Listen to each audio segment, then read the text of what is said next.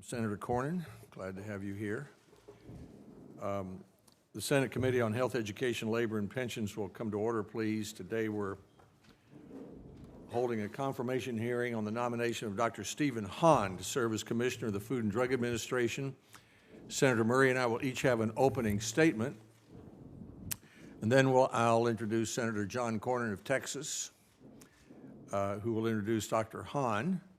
After Dr. Hahn's testimony, senators will each have 5 minutes for a round of questions, and I'll be glad to stay for a second round if senators want to do that. President Trump nominated Dr. Hahn on November 5, 15 days ago. The committee received his paperwork on November 6. The Office of Government Ethics paperwork came on November 12, which was 8 days ago, so we have all the paperwork. I met with Dr. Hahn on the 6th. I believe he's well qualified to lead the FDA. Dr. Hahn's met with all but 3 members of the committee. I thank the committee members for making that time available, and I thank him as well. And he's offered to meet with every member. This timeline is consistent with the schedule the committee followed for the nomination of Dr. Gottlieb to be President Trump's first FDA commissioner. The committee held a hearing for Dr. Gottlieb 9 days after he was nominated and 5 days after we received his final paperwork. This is a critical time for the Food and Drug Administration. There's a lot the FDA needs to do. Approve life-saving drugs, regulate tobacco and e-cigarettes, complete the ongoing lung injury investigation having to do with e-cigarettes, and continue addressing the opioids crisis, implementing the various provisions of the 21st Century Cures Act. Dr. Hahn has both the perspective of a physician and the leader of a well-respected large healthcare organization with a large employee base and a diverse mission. He's board certified in both medical oncology and radiation oncology, specializing over the course of his career on prostate, bladder, kidney, testicular, and lung cancers and sarcoma. He has considerable experience with federal health agencies. After graduating with his medical degree from Temple University, he completed a residency in internal medicine at the University of California. He was at the National Cancer Institute at the National Institutes of Health between 1988 and 1995. There he completed a residency in radiation oncology and a fellowship in medical oncology and was a senior investigator. He also held the rank of commander in the U.S. Public Health Service Commission Corps in 2005. From 1996 to 2014, Dr. Hahn was at the University of Pennsylvania, where he was professor and chair of the Department of Radiation Oncology for 9 years. 2015, he became the chair and professor of radiation oncology at the University of Texas MD Anderson Cancer Center. Today, Dr. Hahn is the chief medical officer at MD Anderson Cancer Center, where he continues to treat patients. Dr. Hahn, you're nominated to lead this agency at a very important time. As an oncologist, you know firsthand the importance of bringing new life-saving drugs and devices quickly through the regulatory process as well as safely. As a successful chief executive, you'll bring a guiding hand to an agency tasked with protecting the public's health. MD Anderson is a large organization. You have 21,000 employees there, revenues of $5 billion, the largest number of clinical trials in the United States. That experience should serve you well here. I believe those experiences, as well as your experience with the National Institutes of Health and the Public Health Service Commission Corps, have made you well prepared to lead the FDA. In recent years, this committee has taken a number of steps to ensure that the FDA can keep up with the rapid pace of new discoveries while continuing to ensure the safety of new drugs and devices. For example, in 2016, Congress passed the 21st Century Cures Act, giving the FDA new hiring authorities to help bring in the right experts and scientists to keep up with biomedical innovation. In 2017, we renewed the FDA's ability to collect user fees from drug companies so FDA can bring drugs and devices through the regulatory process more rapidly. Last October, we passed legislation to fight the opioids epidemic. That included proposals from 72 different senators, proposals that would allow the FDA to require prescription opioids to be packaged in set amounts like a 3 or 7 day supply and blister packs, and increased authorities to help stem the flow of fentanyl at the border. And in June, Congress reauthorized the Pandemic and All Hazards Preparedness Act, which reauthorized the FDA's ability to help ensure our nation is prepared for and able to respond to public health emergencies such as pandemic flu or a bioterror or nuclear attack. So looking ahead, the perspective of a physician and an executive is what the FDA needs to successfully implement the many new authorities and funding associated with the 21st Century Cures Act to address the opioids crisis, at the same time to ensure that Americans with chronic pain can receive the medications they need, to protect our nation's food supply, to appropriately regulate tobacco and e-cigarettes. Dr. Hahn, I enjoyed meeting with you in my office. You have an impressive medical and research background. You're a proven leader in a large health systems with complex needs and a dynamic staff. I believe you're well qualified to lead the FDA. I'm not the only one who thinks that. I ask unanimous consent to introduce 7 letters of support for Dr. Hahn into the record, which includes a letter of support from 5 previous commissioners under Democrat and Republican administrations, as well as letters from physician and research organizations. So ordered. It's my intent to have the committee consider your nomination when we return on December 3rd, and I hope that we can report you out on a bipartisan basis so that you can be confirmed by the full Senate before the end of the year. The FDA needs a permanent Senate-confirmed leader. I think you will do an excellent job, Senator Murray. Well, thank you very much, Mr. Chairman. Thank you, Dr. Hahn, for joining us today. I also want to welcome your wife and family who are with you today, and I want to welcome our colleague, Senator Cornyn. Thank you for being here today to introduce Dr. Hahn to our committee. Each year, 20 cents of every dollar Americans spend goes to products the Food and Drug Administration regulates. Every day, people put the well-being of themselves, their families, and even their pets in the FDA's hands. When we sit down for a meal, we count on the FDA's efforts to ensure the safety of 80% of our food supply and provide us with the information we need to make healthy choices. When we get our prescriptions filled or turn to medical devices to stay healthy, we count on the FDA's work to uphold the gold standard of safety and effectiveness. We don't have to look hard for reminders of just how enormous the FDA's responsibility is. A few years ago, more than 30 patients at a hospital in Seattle were infected with a superbug by contaminated medical devices, and over 1/3 of them died.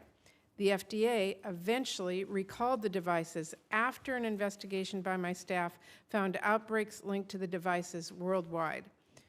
Over the last 2 years, several states, including Washington State, have faced an E. coli outbreak from romaine lettuce, resulting in over 230 illnesses and 5 deaths. This year, the FDA announced millions of patients were exposed to blood pressure and heartburn medicines with carcinogens.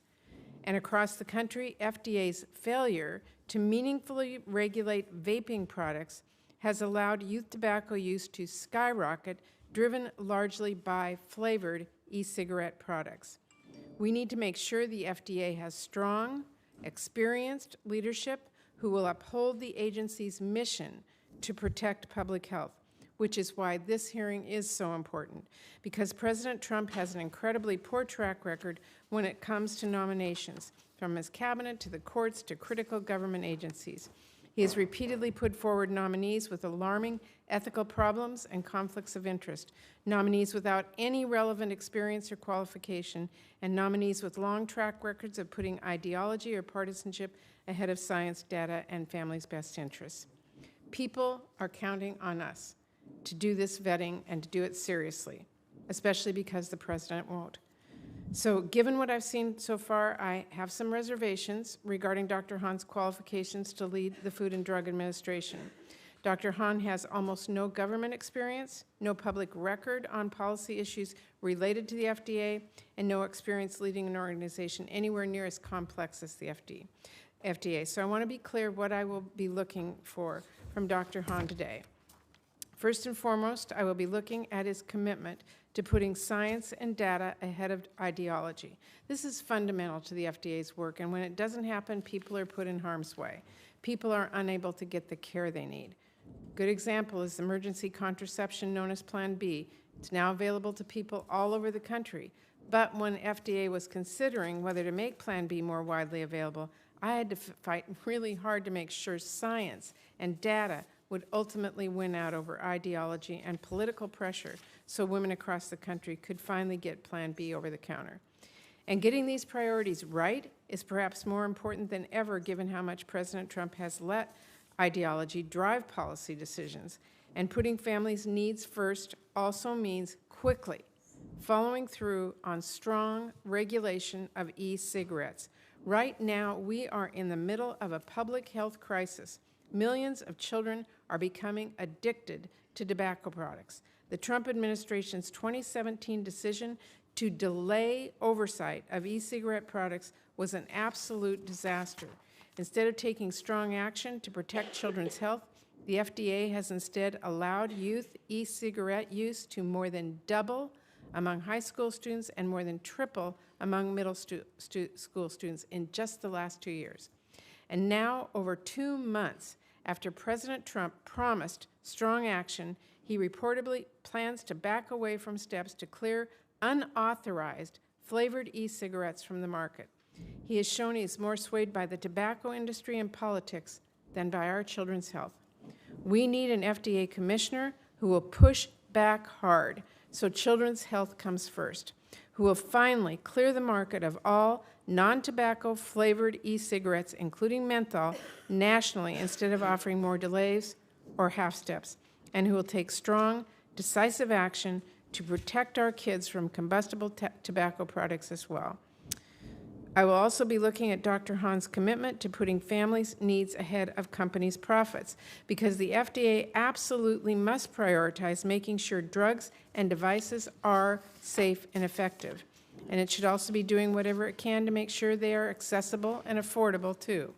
For example, the FDA should do everything it can to facilitate the development and approval of biosimilar insulin, a life-saving drug that many patients struggle to afford, including ensuring a smooth transition of insulin products to the biologics pathway in March 2020. This is an important step to help cheaper follow-on versions come to market. Finally, I'll be looking at Dr. Hahn's commitment to continue upholding the FDA's gold standard for safety and effectiveness in drugs and medical devices. I am alarmed by changes the Trump administration has proposed to FDA's medical device review program, including a proposal to pre-certify software developers and a decision to apparently break a commitment it made to me to limit a conditional approval pathway to certain animal drugs by expanding it to human medical products as well. I'm concerned these proposals are not consistent with the FDA's gold standard and may compromise patient safety, and I expect Dr. Hahn to revisit them if confirmed.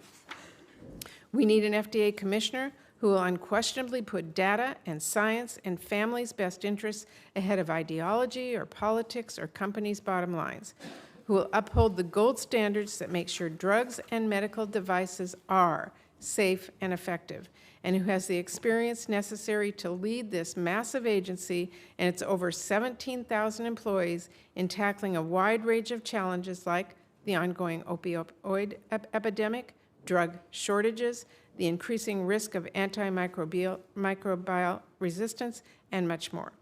Dr. Hahn, I'm going to be listening very closely to your testimony today and asking you about some of the issues I think are particularly important during questioning, and I hope all of our colleagues will continue to work with me to make sure we thoroughly vet your nomination. This role is simply too important for us to do anything less. Thank you, Mr. Chairman. Thank you, Senator Murray. We now welcome Dr. Hahn. We especially welcome his family. There are a large number of you here. We're glad that you're here. Dr. Hahn will be introduced by Senator Cornyn from Dr. Hahn's home state of Texas. Senator Cornyn is completing his 3rd year in the United States Senate. He's been elected by his colleagues to the 2nd-ranking position on the Republican side of the aisle. We welcome him to the committee. Thank you, Mr. Chairman. Ranking Member Murray, for allowing me to come before the committee today to introduce Dr. Stephen Hahn, who's been nominated to serve as Commissioner of the Food and Drug Administration. Let me join you in welcoming Dr. Hahn and his family to this hearing. I am constantly in awe of Americans who are willing to step up and serve our country in important positions like this. People like Dr. Gottlieb, Dr.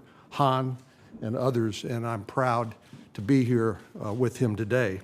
For the past 5 years, Dr. Hahn has helped lead the University of Texas MD Anderson Cancer Center, the world's leading cancer center.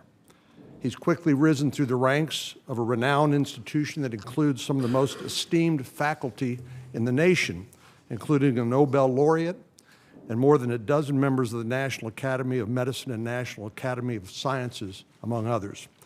He went from chair of the Department of Radiation Oncology to chief operating officer and deputy president to his current position as chief medical officer. He brings both the experience of a talented and dedicated physician as well as that of a leader of a major healthcare and research institution. Like the FDA, MD Anderson is a large organization operating on more than a $5 billion budget. Just to give you a glimpse of the scope of MD Anderson's operations, last fiscal year, it had more than 20,000 employees, 7,000 trainees who treated 141,000 patients and ran 1,200 clinical trials and logged 1.5 million outpatient visits. I remember visiting MD Anderson with John McCain and Senator McConnell years ago and was astonished to learn that they treat patients from 90 different countries. That was the number at the time. So this is not just a crown jewel of American science and medicine. It is a gift to the world. In 2018, they received the most grants of any entity from the National Cancer Institute and have a proud history of working closely with the FDA to help test leading-edge drugs. If you think running an institution of that size sounds like a lot of work, consider the fact that Dr. Hahn is also a clinician and continues to treat patients. He's board certified, as the chairman noted, in both medical oncology and radiation oncology, and has devoted his career to cancer research and treatment. He's previously served as chair of the Department of Radiation Oncology at the University of Pennsylvania, where he served for nearly a decade. He's also a commander in the United States Public Health Service at the National Cancer Institute. I had a chance to meet with Dr. Hahn this last week, and we spoke about a number of challenges, many mentioned by the ranking member, Senator Murray.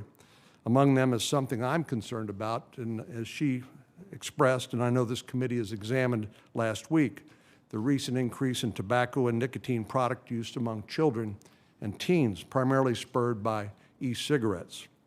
This, combined with varying state laws on marijuana, the rise in CBD and other hemp-derived products, and our ongoing efforts to reduce prescription drug prices, has only underscored the need for strong leadership at the FDA, which I believe Dr. Hahn will provide. The agency needs a commissioner who has the experience managing a large organization, which he does, who understands the drug development process, which he does, who is committed to swiftly bringing life-saving medications to market, and who prioritizes the health and safety of the American people above all else. I firmly believe Dr. Hahn is the right man for the job. Throughout his career, he's proven that outstanding patient care is his top priority. As an oncologist, providing top-notch care to each patient he saw, as a professor educating our next generation of physicians, and now as the chief medical executive at MD Anderson, where he oversees medical practice and patient care. I have no doubt that, if confirmed, Dr. Hahn will bring his patient-centric work ethic to Washington and lead the FDA with the same skill and determination we have seen him display at MD Anderson. So, Mr. Chairman, Ranking Member Murray, thank you for allowing me to introduce my constituent and somebody who I have come to admire greatly for his willingness to serve in a very difficult time in a very important position of public trust. So thank you for the opportunity to be here with you today. Thank you, Senator Cornyn, and you're welcome to stay as long as you'd like, but we know you have other hearings and a busy schedule, so if you need to excuse yourself, we'll understand that. I would say to senators, we have votes at 11:30, but we'll continue the hearing right through the votes, and we'll swap the gavel so that everybody can ask their questions, and if necessary, we'll have a second round of questions so senators can ask Dr. Hahn questions. Dr. Hahn, you're now recognized for 5 minutes of testimony. Welcome. Thank you, Mr. Chairman. Chairman Alexander, Ranking Member Murray, members of the Senate Health Committee, thank you for inviting me to appear before you today. I am humbled to be here, and I'm very grateful for your consideration of my nomination by President Trump to serve as Commissioner of Food and Drugs. I sincerely appreciate the time that many of you and your professional staff have spent with me over the past several weeks and as part of this very important confirmation process. Before I begin my statement, I would like to introduce my family, my wife, Loda, our adult children, Chris, Emma, Robert, and Caroline, and Chris's girlfriend, Annie, and our son-in-law, Mike. I'd also like to point out my first grandchild is on the way. Emma and Mike are expecting a grandchild maybe next week, who knows. It is truly a blessing and a constant reminder of what's important in life. I'm a scientist and a medical doctor. Science and fighting for the best interests of my patients has guided my entire professional career. I've been a frontline cancer physician, researcher, and leader of complex medical organizations. In my work, I have seen the joys of informing a patient of a successful treatment outcome, and I've also seen the sadness in letting a loved one know that there are no further treatment options. Throughout my career, I have depended on and relied on the fact that the Food and Drug Administration had my back. Because of FDA, I had confidence for my patients in the treatments that I prescribed for them. As I reflect on the trust I placed in FDA, I am now humbled that with your consent, I may be in a position to lead that very agency I relied on and trusted for my entire career. If I am fortunate enough to be confirmed by the Senate, I promise to be guided by the core values of integrity and transparency, and I promise to put the interests of the American people first. As a frontline cancer physician at an academic medical center, I am profoundly aware of the importance of FDA's role in the health and welfare of the American people. FDA represents the gold standard for protecting the public health, is trusted by all Americans, and admired around the world for its mission of ensuring the safety, security, effectiveness of medical products and ensuring the safety of our nation's food supply. The professionals at FDA have remarkable expertise and a deep commitment to the agency's mission. I believe strongly in the importance of science, data, and the law that have guided and should continue to guide FDA with their decision-making. I also want to emphasize that I have a deep respect for Congress and its role in writing the laws that FDA must enforce. If confirmed, I faithfully pledge to execute the laws written by Congress and be responsive to your questions regarding the agency. I believe strongly, very much, in collaborating with the legislative branch to protect the public health. The role of FDA is as vital today as it was when the Food, Drug, and Cosmetic Act was first approved and became law in 1938. We are at a crucial and exciting time in American medicine and science, one in which the discoveries are dramatic, and the translation of science into better medical products for patients is occurring at an ever more rapid pace. We're also approaching a time when new and improved ways of evaluating data will allow us to expedite innovation, better evaluate new products, and ensure food safety, all with even greater accuracy and certainty.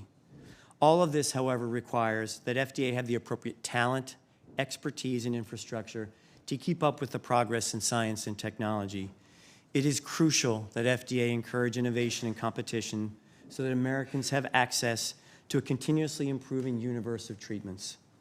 The American people depend on a strong FDA, and if confirmed, I will work with Congress, the administration, and stakeholders to ensure fulfillment of that vision as its leader. There are many issues that will likely come before the Commissioner that are perplexing and engender honest disagreement. When that occurs, I pledge to listen, study, and assess all viewpoints. It is true that the challenges are many and complicated, But it is also true that there are remarkable, and I mean remarkable, solutions on the horizon, and these solutions are within our grasp. As I've spent time meeting with each of you, I am increasingly optimistic and energized about the prospects of working for data-driven and balanced solutions that are congruent with the law. It is my belief that regardless of our differences of opinion on one issue or another, we all want what is best for the American people. The mission of the FDA is too important, and the stakes are too high not to make the absolute best decisions guided by science, data, and the law. Chairman Alexander, Ranking Member Murray, members of the Senate Health Committee, sitting behind me are my wife and my children. I want them, their children, and all of the American people to live in a world where they can trust in the safety and the security of their food supply, and where they have access to the most innovative, effective, and safe medical products in the world. If I have the honor of being confirmed by the Senate, I will uphold myself to the highest standards of integrity, transparency, communication, and teamwork at FDA. I will collaborate closely with you in a bipartisan way, communicate about FDA's programs, and will rely upon your counsel to faithfully serve the American people. Thank you for your consideration of your nomination. I look forward to answering your questions. Thank you, Dr. Hahn, and we'll now begin a 5-minute round of questions by Senator Scott.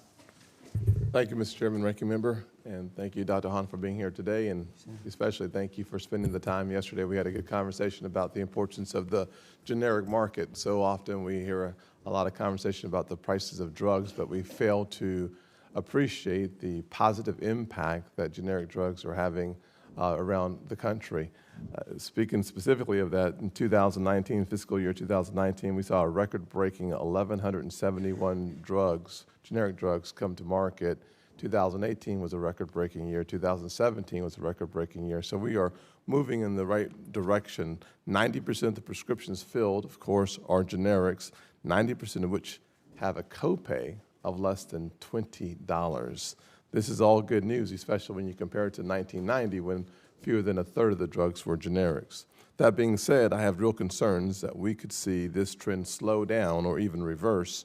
Earlier this year, we voted in this committee to report out the Lower Healthcare Cost Act, which contains dozens of good targeted policies that will benefit Americans. Unfortunately, one provision, Section 205 of the bill, could have an unintended consequence of deterring generic drug development and discouraging manufacturers from filing early.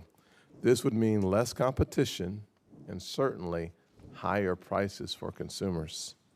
I filed an amendment that would have targeted Section 205 so as to deter the so-called exclusivity parking that it was drafted to combat, but without punishing good faith manufacturers who are actively pursuing final approval. Former Commissioner Gottlieb tweeted in support of the amendment and wrote an article suggesting that we should consider finding ways to strengthen rather than cheapen the 180-day exclusivity period. Dr. Hahn, given that discussions with the FDA are still ongoing as to how we might better target Section 205, can you commit to engaging with my office on this issue as we seek to ensure strong and sustainable market competition? Senator, nothing is more important than getting innovative products onto the market for the American people and providers. I think the generic pathway is an incredible way to do that and to introduce competition, and there are many virtuous effects of the generic pathway. As you mentioned, FDA has done a remarkable job over the last several years, and I am very supportive of continuing that work and accelerating the approval and safe approval of generics. I pledge to work with your office, sir, and I look forward to doing that. Thank you very much. When we talk about the importance of innovation, there's maybe no area where the conversation is more meaningful than the issue of rare and ultra-rare diseases. As you are familiar, I think we talked about it yesterday, there are like 7,000 rare diseases, and only about 5%, or said differently, 350 of those rare diseases have an FDA-approved treatment, which I think is challenging and certainly a real opportunity for the FDA to work on. Looking at the FDA, some review divisions seem to have much more experience than others with applications for rare and especially ultra-rare conditions.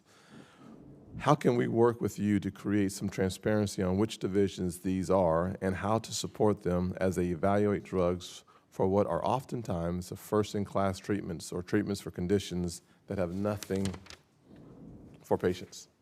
Senator, I share your concern about the rare conditions. I think nothing's more important that we don't forget any Americans who have serious illnesses. And I very much would, if I'm fortunate enough to be confirmed, look into the issue that you describe. I do know that the Oncology Center of Excellence has done a really terrific job in the area of rare tumors. It's something we specialize at MD Anderson, and I look forward to seeing how best practices can be spread across the agency.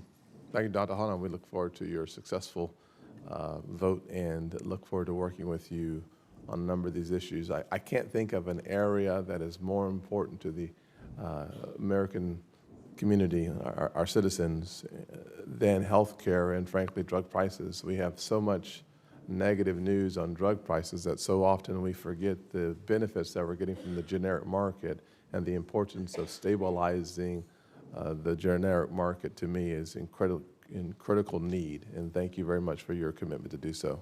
Thank you, Mr. Chairman. Thank you, Senator Scott. Senator Murray. Thank you, Mr. Chairman. Dr. Hahn, the FDA's gold standard for product review ensures the safety, efficacy, and quality of our medical products. And patients and families place their trust every day in the FDA to make sure the products that they use meet that high standard. Yet the Trump administration has repeatedly undermined the gold standard by prioritizing ideology over science. If you're confirmed, your duty as commissioner would be to uphold that gold standard. Do you commit to upholding and protecting the gold standard for all medical products, including drugs and devices? Senator, as I mentioned in my opening statement, as a frontline physician who has come to depend upon the FDA, I very much commit to that gold standard. I believe that that is very important in terms of assessing the safety and efficacy. And you're absolutely right, both patients, all of the American people, and the providers in this country very much depend upon that. Thank you. Do you commit to making decisions based on science and not ideology, and not bowing to political pressure from President Trump or the administration? Senator, throughout my career, whether it was at the patient's bedside or as a medical executive, I've made decisions based upon data and science congruent with the law. Nothing's more important for a patient than for them to trust that you're making a decision that's in their best interest and no one else's interest. And I commit to you that science, data, and the law will guide decisions that I would make if I'm fortunate enough to be confirmed by this Senate as Commissioner of Food and Drugs. Okay, thank you very much. In September, as you know, the Trump administration announced plans to ban the sale of unauthorized, non-tobacco flavored e-cigarettes. I was really hopeful that the administration was finally taking the youth vaping epidemic seriously. And since then, as we all know now, the president has reversed course altogether, choosing politics over children's health. A week ago, Mitch Zeller was here. He's the head of the FDA's Tobacco Center, and I asked him if he is committed to finalizing that flavor ban that was announced, and he could not give me an answer. Instead, he referred questions to the White House. The president has chosen you now to run the FDA, so I'm now asking you, are you committed to finalizing the flavors compliance policy that the administration announced on September 11th, yes or no? Senator, thank you for your question. I want to preface this, Senator, by emphasizing the point that I'm a lung cancer doctor, and I have seen the ravages of tobacco-related cancers. It's all too real to me. I also know youngsters who are very close to me who use e-cigarette products. I'm aware of the youth tobacco survey data, and I think this is an important, urgent crisis in this country. I do not want to see another generation of Americans become addicted to tobacco and nicotine, and I believe that we need to take aggressive action to stop that. Well, is that a yes or no that you'll work on the finalizing that compliance I policy? understand that the final compliance policy is under consideration by the administration. I look forward to their decision. I'm not privy to those decision-making processes, but I very much agree and support that aggressive action needs to be taken to protect our children. Well, have you told the president that you disagree with his decision to back away from those actions? I have not had a conversation with the president. Is failing to implement a flavor ban and ignoring the millions of children who are getting addicted to e-cigarettes consistent with your focus on science and data? Senator, I look forward to hearing all of the data associated with this. As a scientist and a researcher and a doctor, seeing all the data and the complete set of data is important in making a decision. And what I can promise you, Senator, is that I will absolutely do that if I'm fortunate enough to be confirmed as Commissioner of Food and Drugs. Nothing is more important than protecting our youth. Are you willing to say to the President what you believe the science and data is on banning this, or will you just take what the President tells you to do and implement it? Senator, throughout my career, using data, science, and the law, I've had conversations with people about what I think is best, and I do look forward and will have those conversations. Okay. Let me ask you quickly about opioids, because President Trump's Commission on Combating the Opioid Crisis identified the FDA's, quote, inadequate oversight as one of the causes of that crisis. And the Commission found that for years the FDA accepted the pharmaceuticals industry's outrageous claims that newly formulated opioids were not addictive and failed to take action to mitigate that really critical public health crisis. There's a lot more to be done to address the safety of opioids, and the FDA plays a very critical role in monitoring and ensuring the appropriate use of prescription painkillers.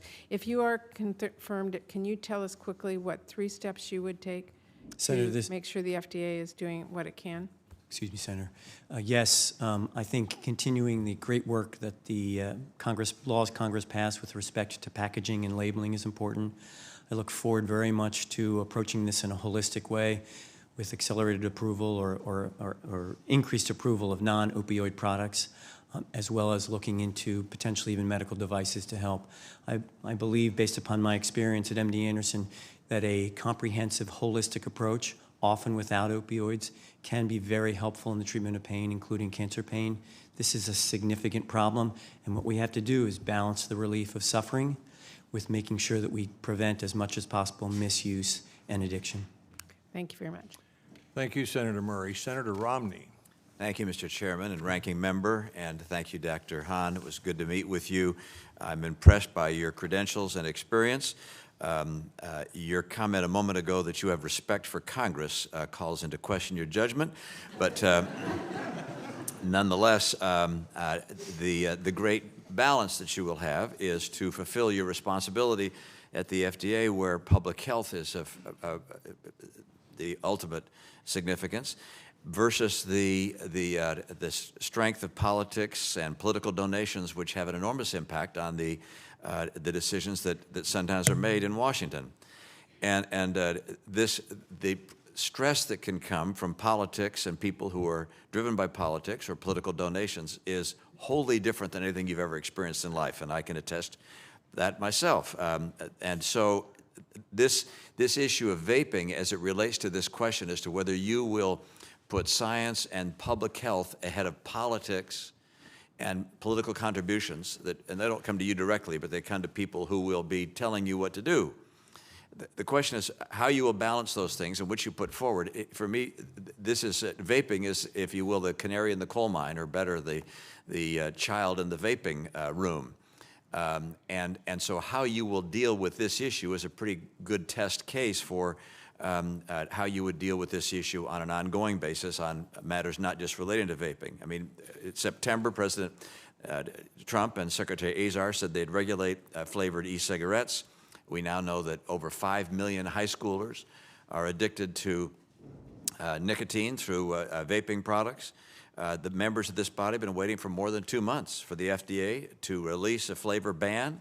And while we've been waiting, 35 more people have died from lung injury. And I understand these deaths may be from adulterated products, but you can't decouple this from the fact that flavors are what's luring kids in. Just 3 days after this committee heard from the FDA and CDC officials that flavored e-cigarettes are driving youth vaping rates, we learned from news reports that the administration may no longer act on banning flavors. A number of us have bills that relate to banning these products, banning flavors. Some include menthol, some don't. Some have a sunset provision, some don't. But this is a really critical issue. And the first question I'd ask is, is the FDA and under your leadership able and willing to take action which will protect our kids, whether or not the White House wants you to take that action? Senator, thank you for the question. You know, as a physician, I took a pledge many years ago to uphold the ethics of medical practice and to always put the patient first. Senator, I take that pledge very seriously, And I think if you ask anyone who's worked with me, they'll tell you that I have upheld that pledge every time I've seen a patient, but also as a medical executive and a leader of academic medicine. I take that incredibly seriously. Patients need to come first, and the decisions that we make need to be guided by science and data congruent with the law. There are many people who rely upon that oath, and I have as a patient, and I certainly hope that that will be foremost in your mind, because this is a place where sometimes an oath of that nature takes a back seat. I would note that Dr. Schuckett last week in her testimony indicated that flavors are the key driver in leading us into this youth vaping epidemic, where we have millions of high schoolers and middle schoolers that are now addicted to nicotine, and will be battling with that throughout the rest of their life. I can't imagine a reason for holding off on immediately banning these kinds of flavors. Do you see a reason for holding off on that?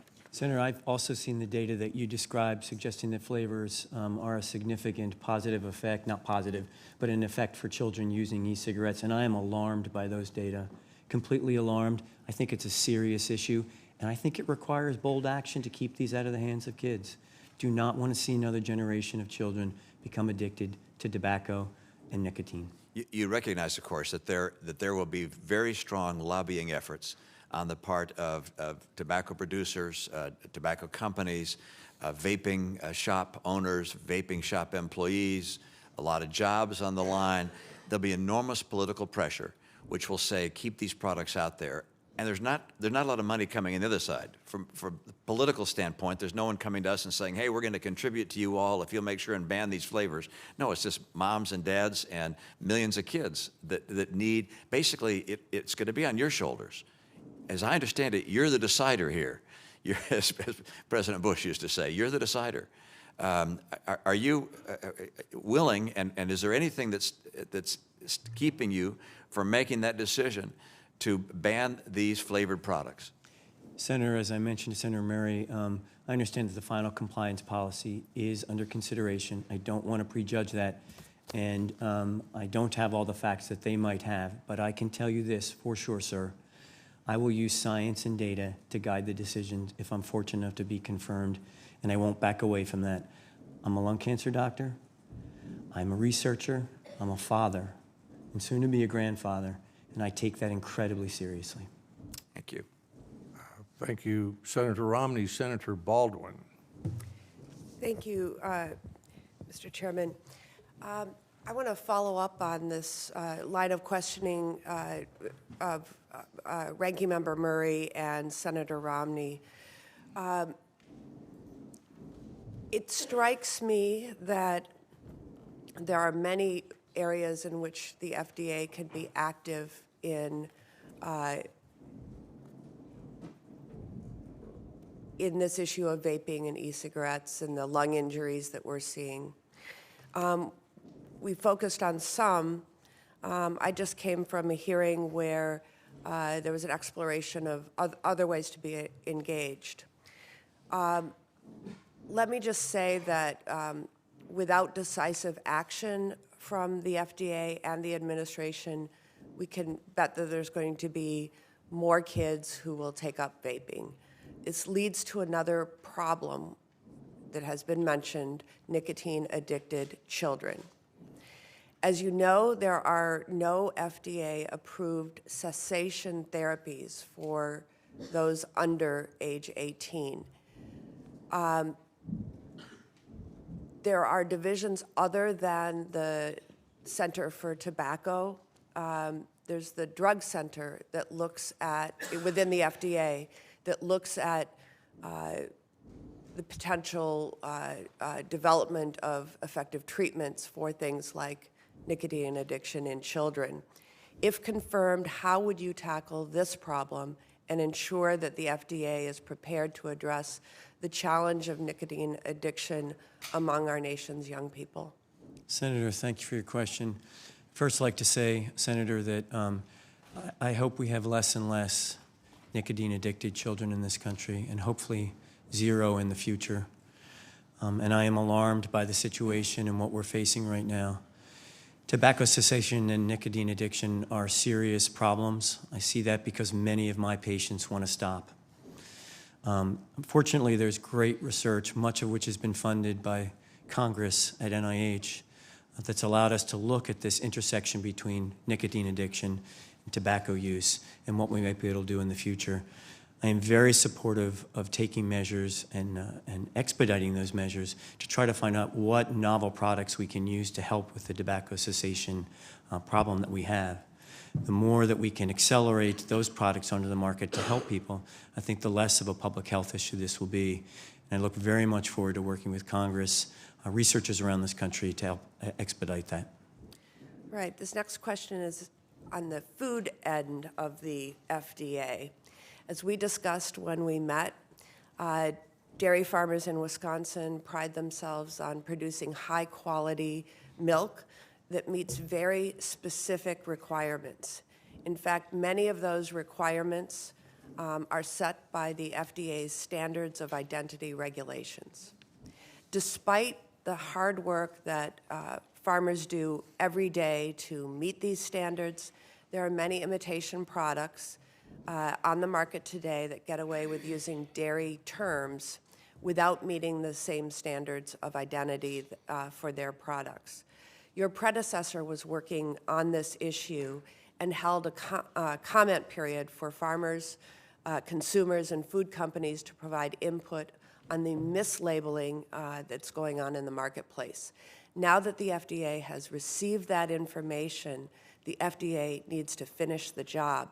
How will you enforce FDA regulations against all plant-based imitation products that use dairy terms?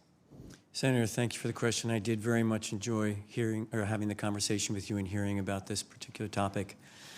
I'm in favor of clear, transparent, and understandable labeling for the American people. American people need this so that they can make the appropriate decisions for their health and for their nutrition. I very much want to look at this issue when I get to the FDA, if I'm fortunate enough to be confirmed, and I will work with you in your office to assess that. I would like to point out that this is consistent with what I said around science, data, and congruent with the law. It's a really important part of what FDA does. I thank you for that. The agency should be enforcing this already. If confirmed, can you commit to me to begin enforcement within 60 days? Senator, what I can commit to is that I will look at this as soon as I'm confirmed, if I'm fortunate enough to be confirmed, and then to get back to you as quickly as I possibly can.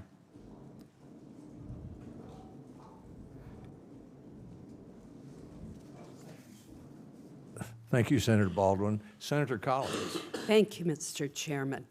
Welcome, Dr. Hahn. I first want to associate myself with my colleagues' comments on the vaping epidemic. You and I had a discussion about this problem in my office, and I believe, as they do, that it's absolutely essential that the FDA act to ban the flavors, but I believe take a number of other actions as well.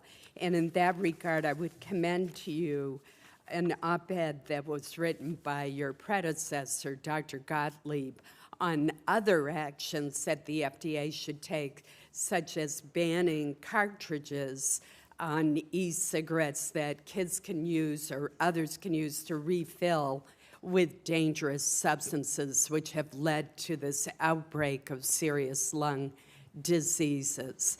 Since you have discussed those issues at length, let me turn to two others. One is the issue of drug shortages, and the other is the issue of drug pricing. Patients, pharmacists, physicians, and hospitals in my state are struggling with shortages of vital drugs. Maine Health, our largest healthcare organization, is currently managing 40 such shortages. Northern Light Healthcare in Bangor has had to hire 4 additional staff to manage ongoing shortages. We've had surgeries from patients in rural hospitals transferred to larger hospitals because of a shortage of injectable morphine. Cancer survivors are being denied additional preventive immunotherapy treatments. And now we're hearing about shortages of vincristine, which treats many childhood cancers, as if a cancer diagnosis weren't frightening enough to those children and their parents. Senator Tina Smith and I have introduced a bill to help lessen these drug shortages, and that bill has the support of more than 50 healthcare organizations, showing how widespread this problem is. You shared your personal experience as a physician with drug shortages. Today, will you commit publicly to all those patients who are affected by drug shortages and to this committee that you will work with us on legislation and explore other ways to mitigate this very serious problem? Yes, Senator, I very much enjoyed our meeting and the discussion regarding this very important topic. And yes, I commit certainly to working with Congress on this issue. As I mentioned to you, this is something that is very significant. Telling parents and a child that you don't have vincristine to treat their cancer is something that no provider, no physician wants to be in that position. And so this is an incredibly serious issue, and I look forward to working with Congress on this. There are things that I think we can do to help. Thank you. I hope we can get our legislation through with your help. I want to turn to the issue of drug pricing. Dr. Gottlieb, your predecessor, has observed that if all the biosimilars that have been approved by the FDA were successfully marketed in this country in a timely fashion, Americans would have saved more than $4.5 billion in 2017. And let me give you an example. Humira, the world's best-selling drug, is really a textbook example. A biosimilar version has been available in the European Union for more than a year, but American consumers must wait until 2023 because of gaming of the patent system by the brand name manufacturer. We, Senator Kane and I, have sponsored legislation that would provide earlier and greater disclosure of patents surrounding biologics so that biosimilars can come to the market sooner, and a version of our bill has been included in this committee's Lower Healthcare Costs Act. What role do you see the FDA playing in coordination with the FTC and the Patent Office to prevent the gaming of the patent system when we're dealing with biosimilars? And are you willing to have FDA play an aggressive role in using the Purple Book to publicize patents? Senator, I really appreciated this conversation with you. We're all very fortunate that your passion is behind this because it's a significant problem across the country.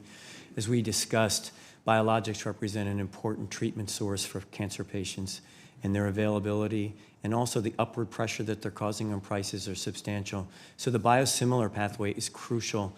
I'm very much in favor of transparency, and anti-competitive practices should be eliminated. So I pledge to work with you, Senator, and the Congress on those particular issues. Thank you. Thank you. Thank you, Senator Collins. Senator Hassan. Well, thank you, Chairman Alexander and Ranking Member Murray, and welcome to our nominee, and welcome to your Senator family. Hassan, I made a mistake. I should have called on Senator Murphy. It's all good. So I will yield to we're gonna follow. But having put him on the spot, he is a gentleman as always, Senator Hassan. Thank you, and thank you for your courtesy, Senator Murphy. And again, welcome, Doctor. Welcome to your family. Service is a family affair, and we very much appreciate your family's support, not only in this endeavor, but in all the work you've already done. We can't overstate the importance of the FDA Commissioner as an advocate for public health and, as you've heard from all of us, fact-based decision-making, particularly at a time when we continue to grapple with the devastating impact of the opioid epidemic and the surge in youth e-cigarette use. Dr. Hahn, as we discussed in my office last week, 8 months ago, Senator Markey and I sent a letter to the FDA asking basic questions about the approval and labeling of opioids, including the influence that drug manufacturers had on these decisions.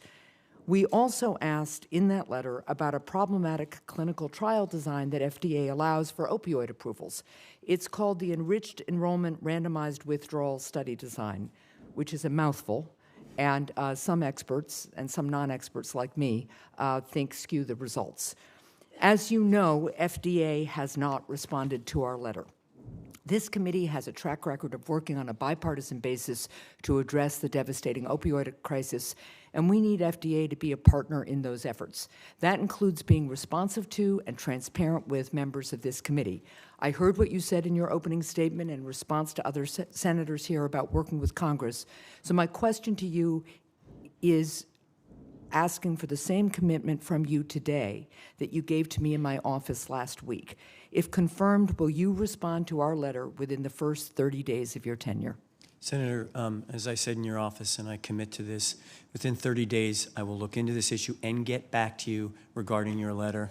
I also want to emphasize, Senator, that I very much appreciate your approach here, and that is it's always important to have a look back to see what happened, to see if you can have continuous improvement. I think that's a really strong effort. Well, I appreciate that, and I take it from your answer that your update on the response will include specifics on where the response is held up and why, if you can't get me a full response. Yes, Senator.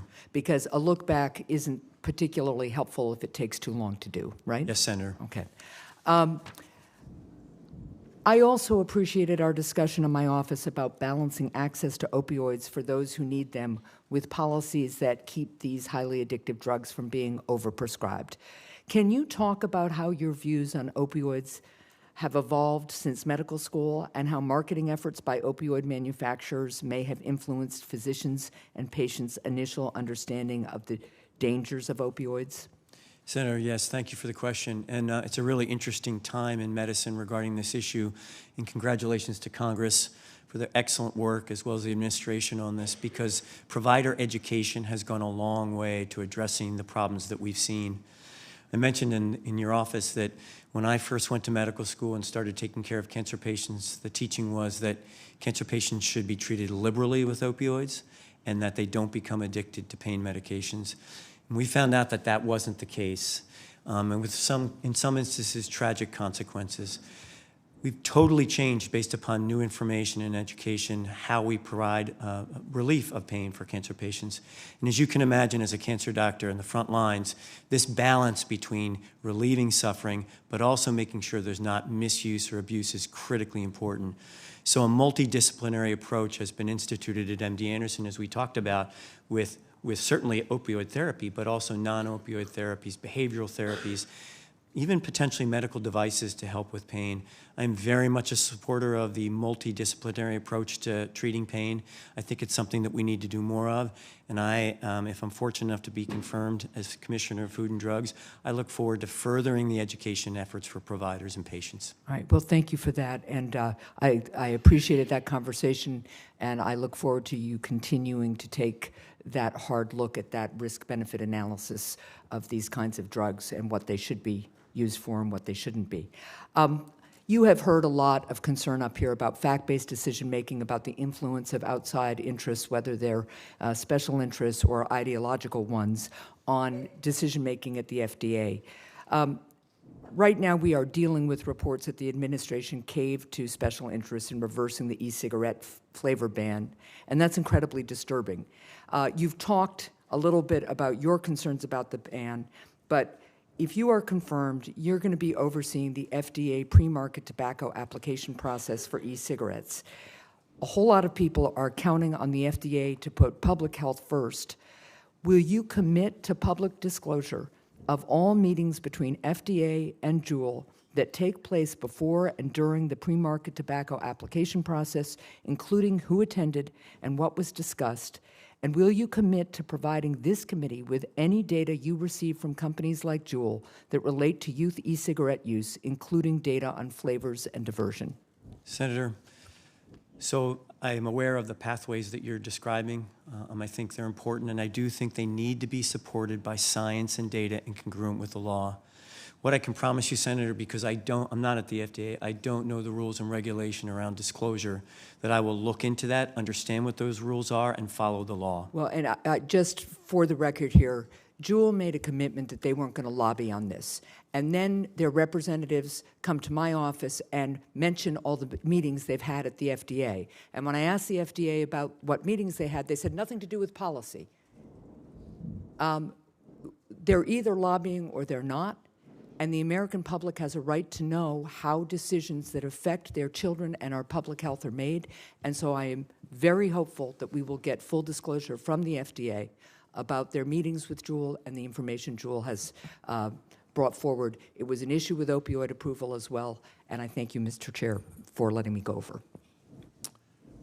We'll have time for a second round of questions if senators wish.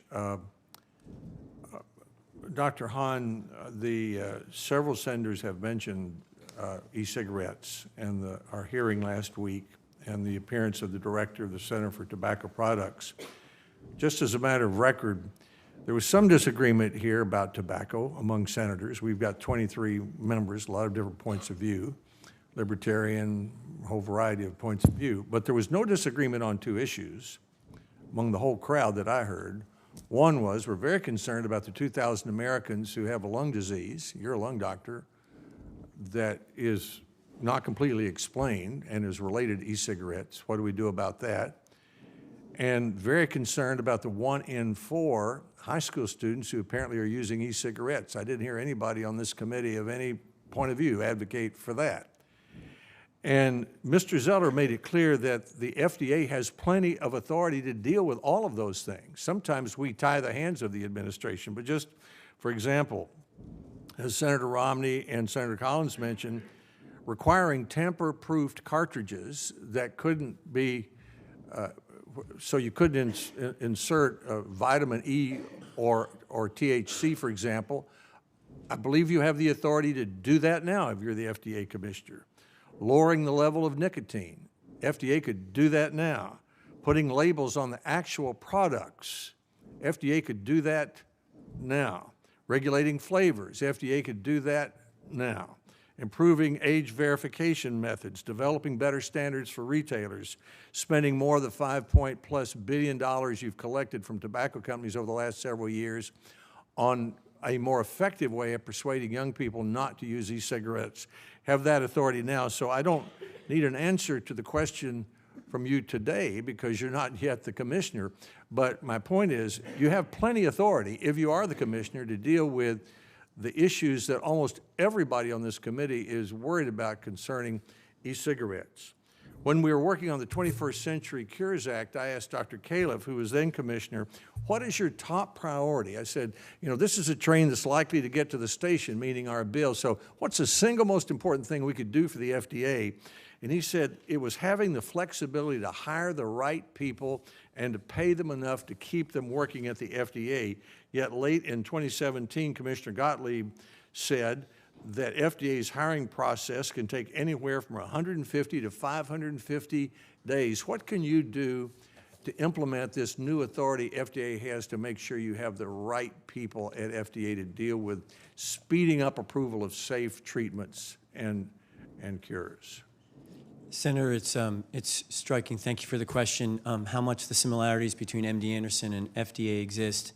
Both are large. And how many employees do you have at FDA? 21 at FDA? Well, at both. MD Anderson, 21,700. FDA? Yes, sir. How many does FDA have? 17,000 is my understanding, sir. Big, complex, public health-driven, research-driven organizations. In the case of the University of Texas at MD Anderson, a state bureaucracy associated with hiring, and obviously FDA with the federal government. I applaud Congress's inclusion in the 21st Century Cures Act. About it? What can you do about hiring more talented people? So I think one of the first things, and I've said this to many of you in meetings, that I believe it'll be a top priority for me to make sure that all of the new authorities that were given to FDA through the 21st Century Cures Act are in fact implemented. Nothing's more important than getting the right expertise in the agency to help adjudicate these decisions on these incredible new treatments that are coming down to help the American people. So I think there's that. I think also the experience I've had at MD Anderson with respect to recruiting and retaining the best and brightest to help with the mission will help with FDA. Well, this was a bipartisan priority, and it was the top priority of FDA, and it would seem to me that given our goals that that would be a top priority of yours. I just have a few seconds left, but regenerative medicine. On the one hand, FDA has taken enforcement action, which it should, against stem cell clinics and manufacturers that may be misleading people. On the other hand, we have diabetes advocates who come to me and say regenerative medicine may restore a pancreas or put out of business a heart transplant surgeon by restoring a heart. Or I had a friend from Tennessee who came and whose eyesight was restored by a stem cell therapy. We gave new authority to the FDA to move ahead with real treatments and cures in regenerative medicine and new money to Dr. Collins at NIH to work with you on that. Will you commit to taking seriously the promise of regenerative medicine and stem cell therapies? Senator, I certainly commit to that. I've had a chance to speak to Dr. Collins, and I think the work that they're doing, particularly in the All of Us project, is so important, and I absolutely commit to trying to accelerate that work. Thank you, Dr. Hahn. Now, Senator Murphy, excuse me for skipping over. No problem at all. Thank you very much, Mr. Chairman. Good to see you again, Doctor. A handful of questions. First, we had the chance to talk privately about two priorities of mine, and I just want to get your commitment on the record to continuing to work on them if you are confirmed for this post. The first is an FDA current proposed rule to ban electrical stimulation devices. These are devices that have been used in many cases on children with little efficacy and many long-term negative side effects. The second is the increasing propensity of children to show allergy to sesame, and there is a conversation happening about labeling sesame as one of the regulated allergens through FDA. Can you just commit to me again in public to continue to work with us on both of these issues? Senator, if I'm fortunate enough to be confirmed, I commit certainly to working with you on both of those issues. Second, we've had a problem in other areas of the administration where information is often readily shared with Republicans, but is withheld intentionally from Democrats. That was not the case with your predecessor. Scott Gottlieb was, I think, very good about making sure that both Republicans and Democrats were informed. A little bit easier on the FDA because there's not a lot of politics that plays into the decisions that you make. But I just want to make sure that you'll commit to this committee to work with all members, Republicans and Democrats, to share updates and to gather input without regard for party. Senator, I commit to that. As you and I discussed in your office, many of these issues are not party-based. They're bipartisan, and I certainly commit to that, sir. And lastly, I certainly agree with your testimony. This is a really exciting time for American medicine and science. But we have a drug and device manufacturing system that is rewarded really solely for bringing to market products that can lead to strong profits. And often we talk about this in the context of rare diseases that go unmet by drug discoveries.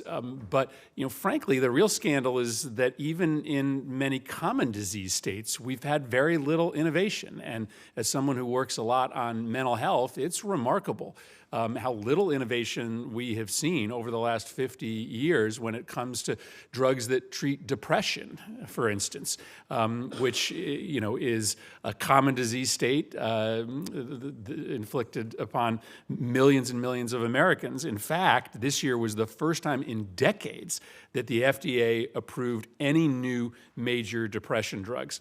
And so you're in a really unique position as a physician to bring together clinicians and patients and other stakeholders to hear about how these gaps impact patient care. So if you're confirmed, what kind of things do you think you can do at the FDA to identify those areas of medicine where we just haven't seen advancements in treatment options, especially when it comes to mental health, where people are crying out for additional treatments and drugs?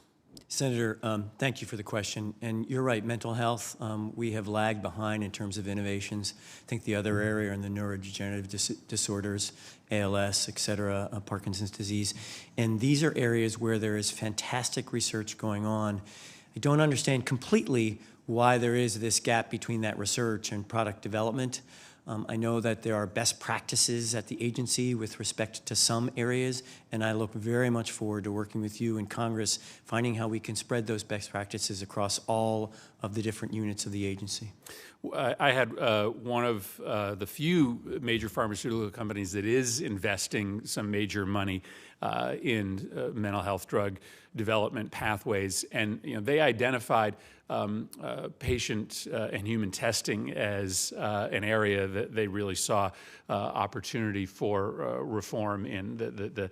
Once you got a drug into those tests, it was much harder to prove efficacy than it was for other disease states. And that's certainly something that you at FDA can work with these companies on trying to reform and perfect. Senator, this is an area of particular interest to me. As you know, I'm a clinical trialist, and what endpoints we use in clinical trials, which is exactly what you're getting at, could help actually expedite some of this medical product development. We have to be pragmatic, but we also have to make sure that they're validated endpoints. I'm very interested in working with all stakeholders on this. I hope you'll allocate sufficient time and attention to it. It could really use some leadership from the top. Thank you, Mr. Chairman. Thank you, Senator Murphy. And I'd say, Dr. Hahn, Senator Murphy, Senator Cassidy, for example, and their work on mental health are an example of the opportunities we have to work in a bipartisan way on this committee. So as you work with Congress, just because we make a lot of noise sometimes about politics doesn't mean there are not plenty of opportunities for substantive progress. And I would encourage you to work with the members of this committee on both sides of the aisle to try to, because that's usually the way we get a result. Senator Braun. Thank you, Mr. Chair. Enjoyed our meeting in our office. You're entering into an area of the economy. Warren Buffett calls it the tapeworm on the economy. I'm recently a CEO, and biggest challenge was how to control healthcare costs. And I know you don't get involved in that, but I think part of what I'm looking for, and with science and fact-based, it's like taking a risk and changing the paradigm. So often I see the FDA, I see the HHS have been stodgy, part of the problem. We've evolved to where the healthcare system is broken. And every opportunity I get to say it publicly, I blame it on the industry. So in your own way, when it comes to the other sectors, hospitals, insurance, practitioners, pharma will be what you focus on. And I look at a particular issue of methodology, and I want to focus in, and Senator Murphy mentioned it a moment ago, on diseases like ALS, DMD, where no real good remedies, narrow windows of survival once you're diagnosed. Why would we be sticking with the old ways of doing things?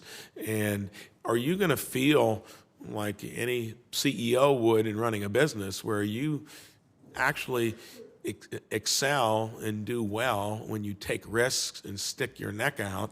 And in this case, why wouldn't you want to change the process to advance drugs and therapies and treatments for diseases that have nothing going on for them? Senator, I really appreciate our conversation, and you, with your business background, presented me with incredible pragmatic and interesting observations about the way the world works with respect to insurance and medical care. So I appreciate that very much. My experience at MD Anderson is with a large bureaucratic organization. I understand what you're saying about risk aversion. It's always a balance between making sure we ensure the safety of our patients and get the best treatments to them, while at the same time making advances. My colleagues at MD Anderson say that the most risk-free clinical trial is one that doesn't happen. And of course, that's a really bad thing for patients, because we aren't able to figure out what's the right treatment for them. So, sir, I do believe this is a balance. I do believe that we have to accelerate innovation and get those products into the hands of patients and the American people and the providers. And I very much appreciate your perspective and look forward to working with you on this subject. That's good. Next week, I'm introducing a conditional approval bill where drugs could be provisionally approved after receiving promising early-stage data. could be transformational in my mind to address some of these diseases that have no cures, nothing really working well.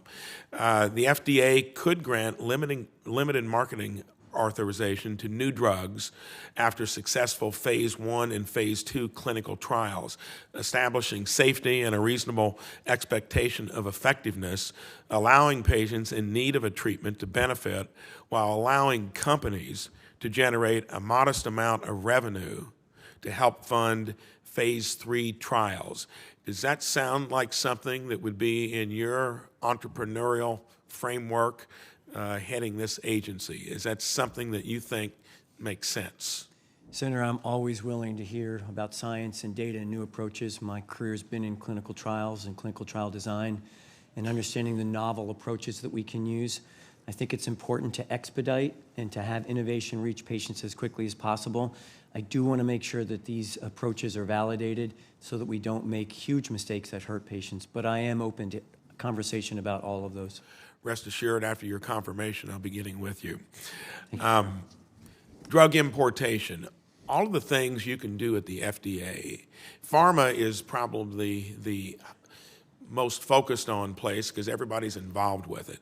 I know as representing the only financial stakeholder in healthcare, that would be the private insurance sector and the employers that pay all the bills, that subsidize low prices across the rest of the world. I would hope that you'll look at anything that, even though I know you can't get into pricing, but you can control some of the structure and processes. Drug prices and the fact that, listened to Senator Merkley a couple Thursdays ago highlighting an insulin drug, sells for $343 here, and averages is about $50 across 6 other countries. I know you can't do anything about the mechanics that have evolved in such a way to give us such poor results, but what about using the agency to speed up the process of getting drugs that are being produced elsewhere into this country and change the paradigm that has made that so clumsy, and then calling out the drug companies that in many cases do everything they can to restrict the process, including biologics? Senator, as you point out, there are indirect things that FDA can do in this really important issue. Not a week goes by when I see a patient who doesn't comment on the stress, financial toxicity is how people refer to it, of high prescription drug prices. And the American people want urgent action, and I support moving forward with action that makes sense. With respect to drug importation, as you know, the Secretary has the power under Section 804 to certify to Congress that importation will reduce costs to American people and that it's safe and does not introduce additional risks. FDA's role in that is to actually certify the safety and security of the nation's drug supply, which, as you know, is the safest and most secure in the world. And that would be our job, is to look at the data and to keep assess the gold standard there, but be entrepreneurial and push and hold the industry accountable. Thank you. Thank you, sir. Thank you, Senator Braun.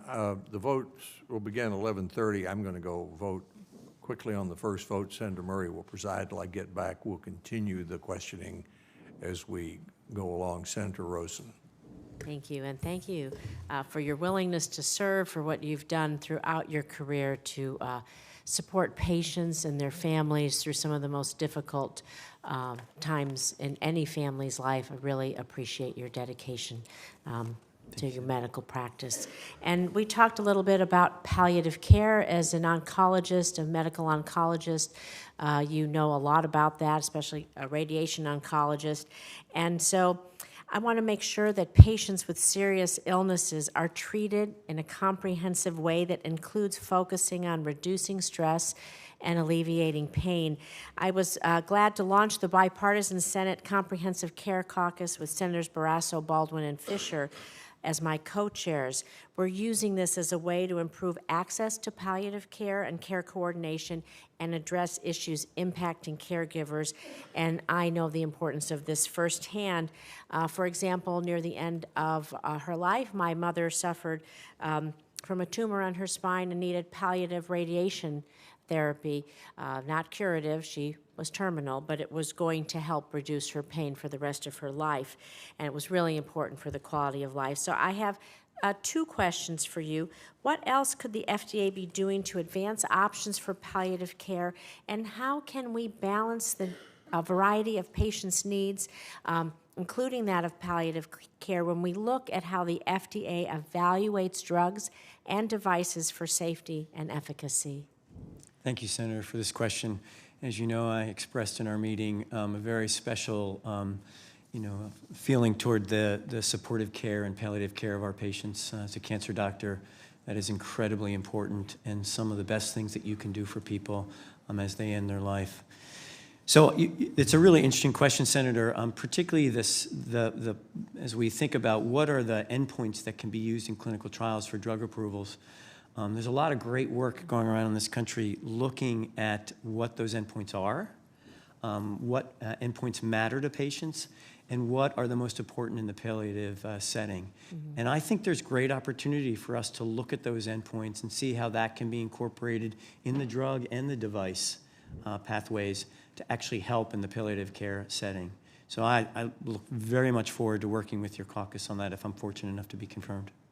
Thank you. I want to move on to a little bit more in the research area, too. We all are aware of this successful research that led to cannabidiol. I'm probably not saying that right. It's used to treat seizures in children who suffer from a severe form of epilepsy.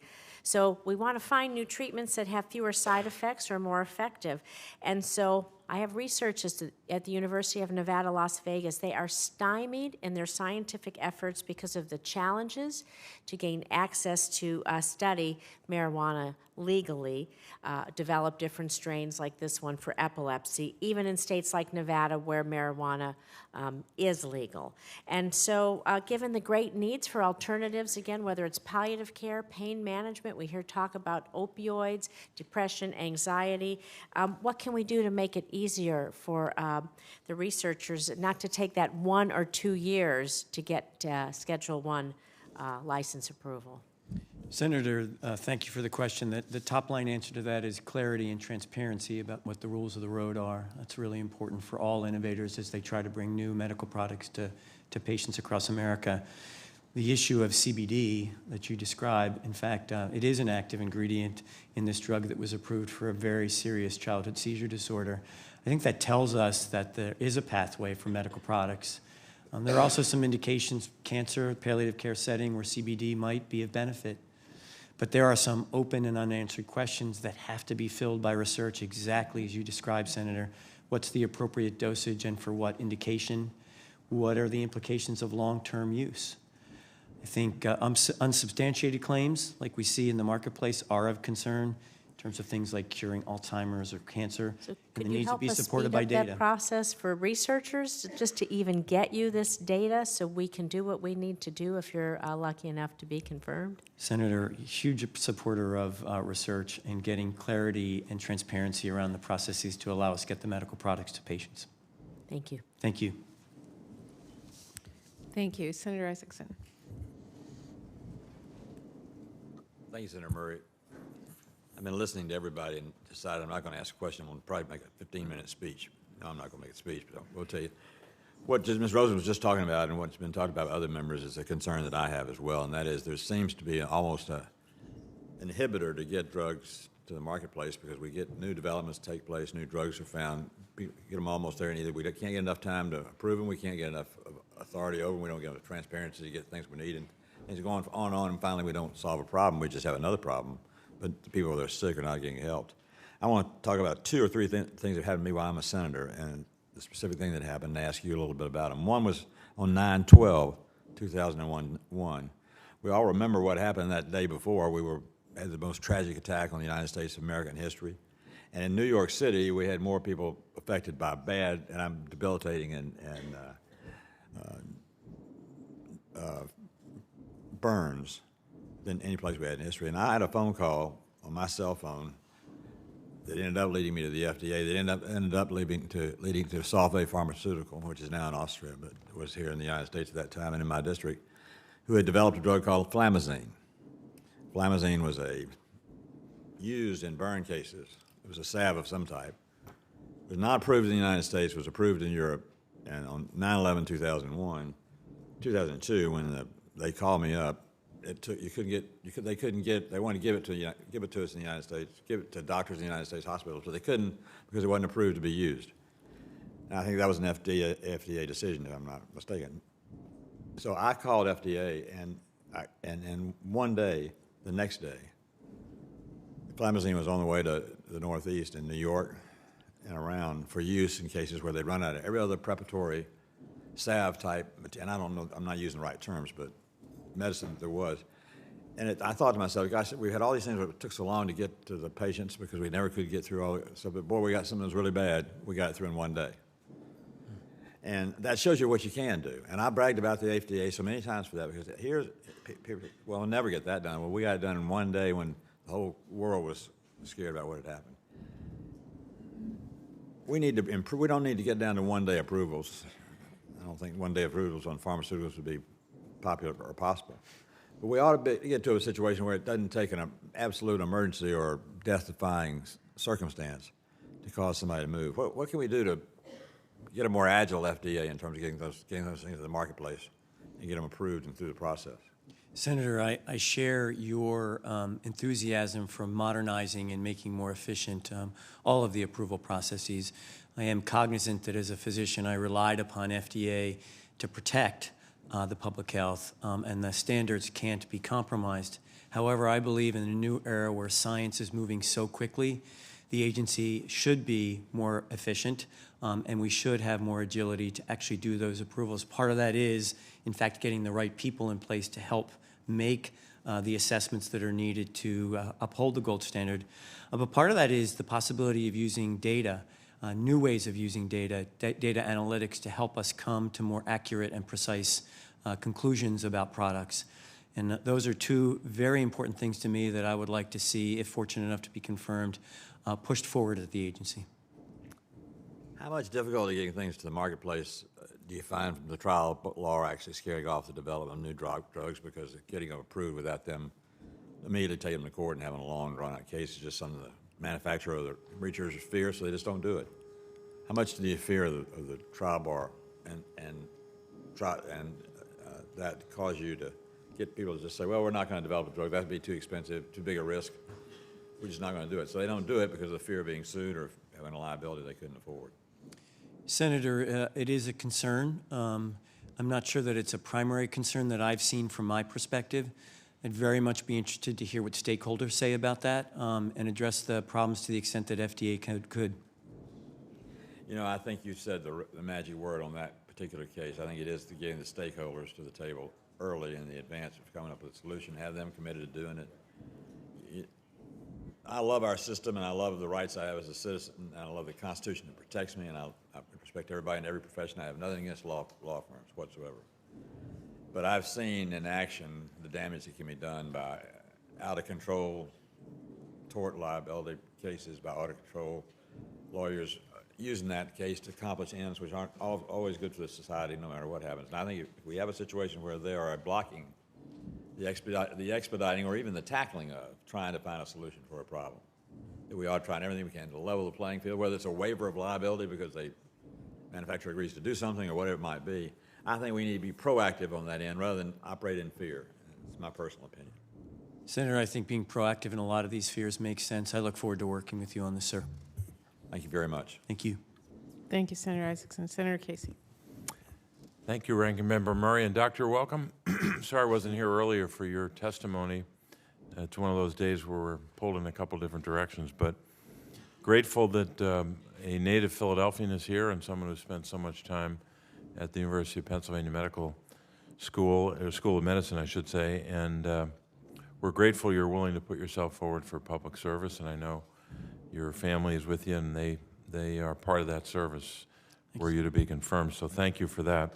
I wanted to move, and I know a vote is just starting, so I'll try to be as brief as I can. I wanted to move to a question about legislation that Senator Isaacson and I have worked on for many years, and I'm grateful for his continuing help on this issue, and that's the over-the-counter monograph issue. We talked about that when you and I met.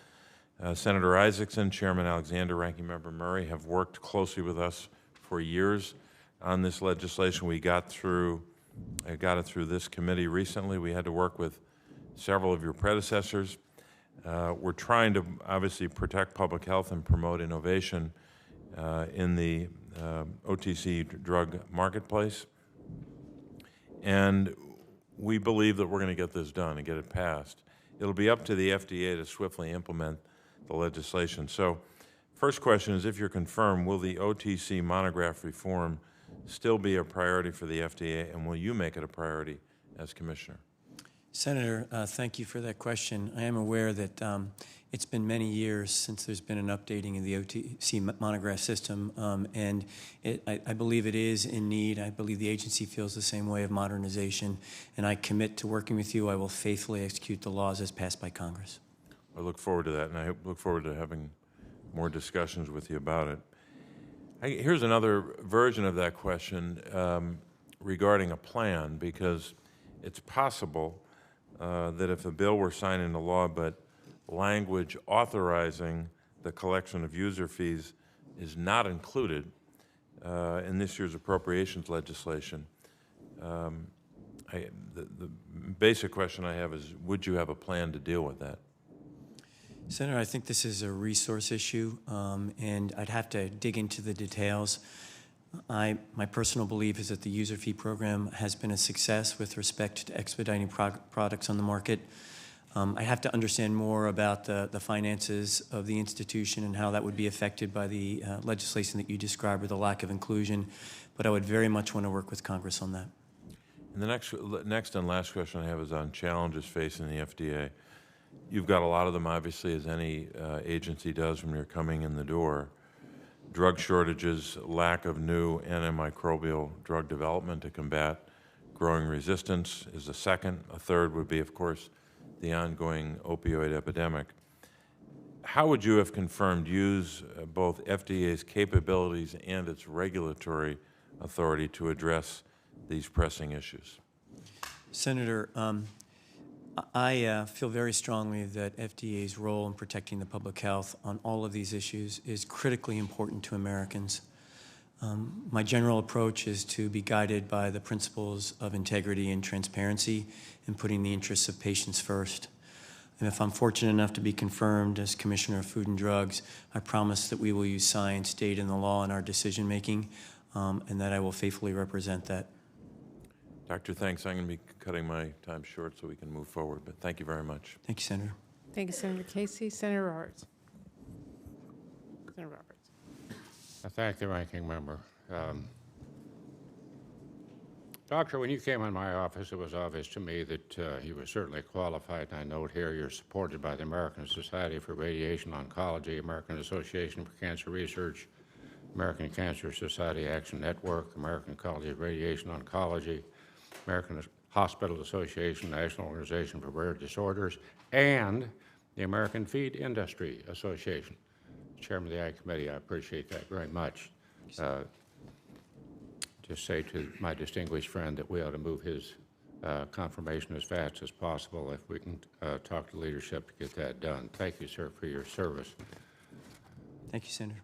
The United States rightly insists on the adherence to a risk-based, science-based principles when evaluating standards for animal health, food safety, and international trade.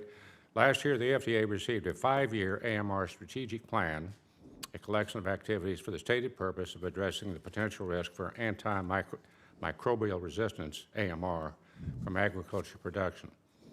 However, I've heard concerns that some parts of the FDA's plan take more of a hazard-based approach, where a risk-based approach would be better to achieve the best outcomes for animal health and human beings. How will you ensure the FDA will follow a risk-based approach when implementing all of the 5-year AMR strategic plan? Senator, in working, of course, with the animal health industry. Yes, sir. Thank you for the question. I am a huge fan, both in my previous career at Penn and now as a medical executive at Anderson, of using a risk-based approach to looking at problems and enforcement. I think there's been a long history at FDA in that. I look very much forward to getting more information about the issues that you describe and working with you on that to assess the role of a risk-based versus a hazard-based approach. I might add that Senator Baldwin brought up on the question on the efficacy of milk. If if you could just put a parens after that in your memory and put meat in there too. Yes, sir. And you might put impossible in front of it. Yeah. So, thank you. Yes, sir. Animal biotech, I understand the FDA is looking at revising its guidance under the 1992 update to the Coordinated Framework for the Regulation of Biotech. I understand the need to update and examine the framework. Will the revised guidance be consistent with the 1992 update, and is it considering emerging technologies such as animal gene editing? Do you commit to giving timely and meaningful information regarding upcoming update to the industry stakeholders? I commit to giving timely and accurate information. Yes, sir. My last question is about hemp. Hemp is the latest thing with regards to farmers, ranchers, and growers. About the only thing we can get above the cost of production. We're in a recession. And it's already been asked by Senator Rosen with regards to CBD.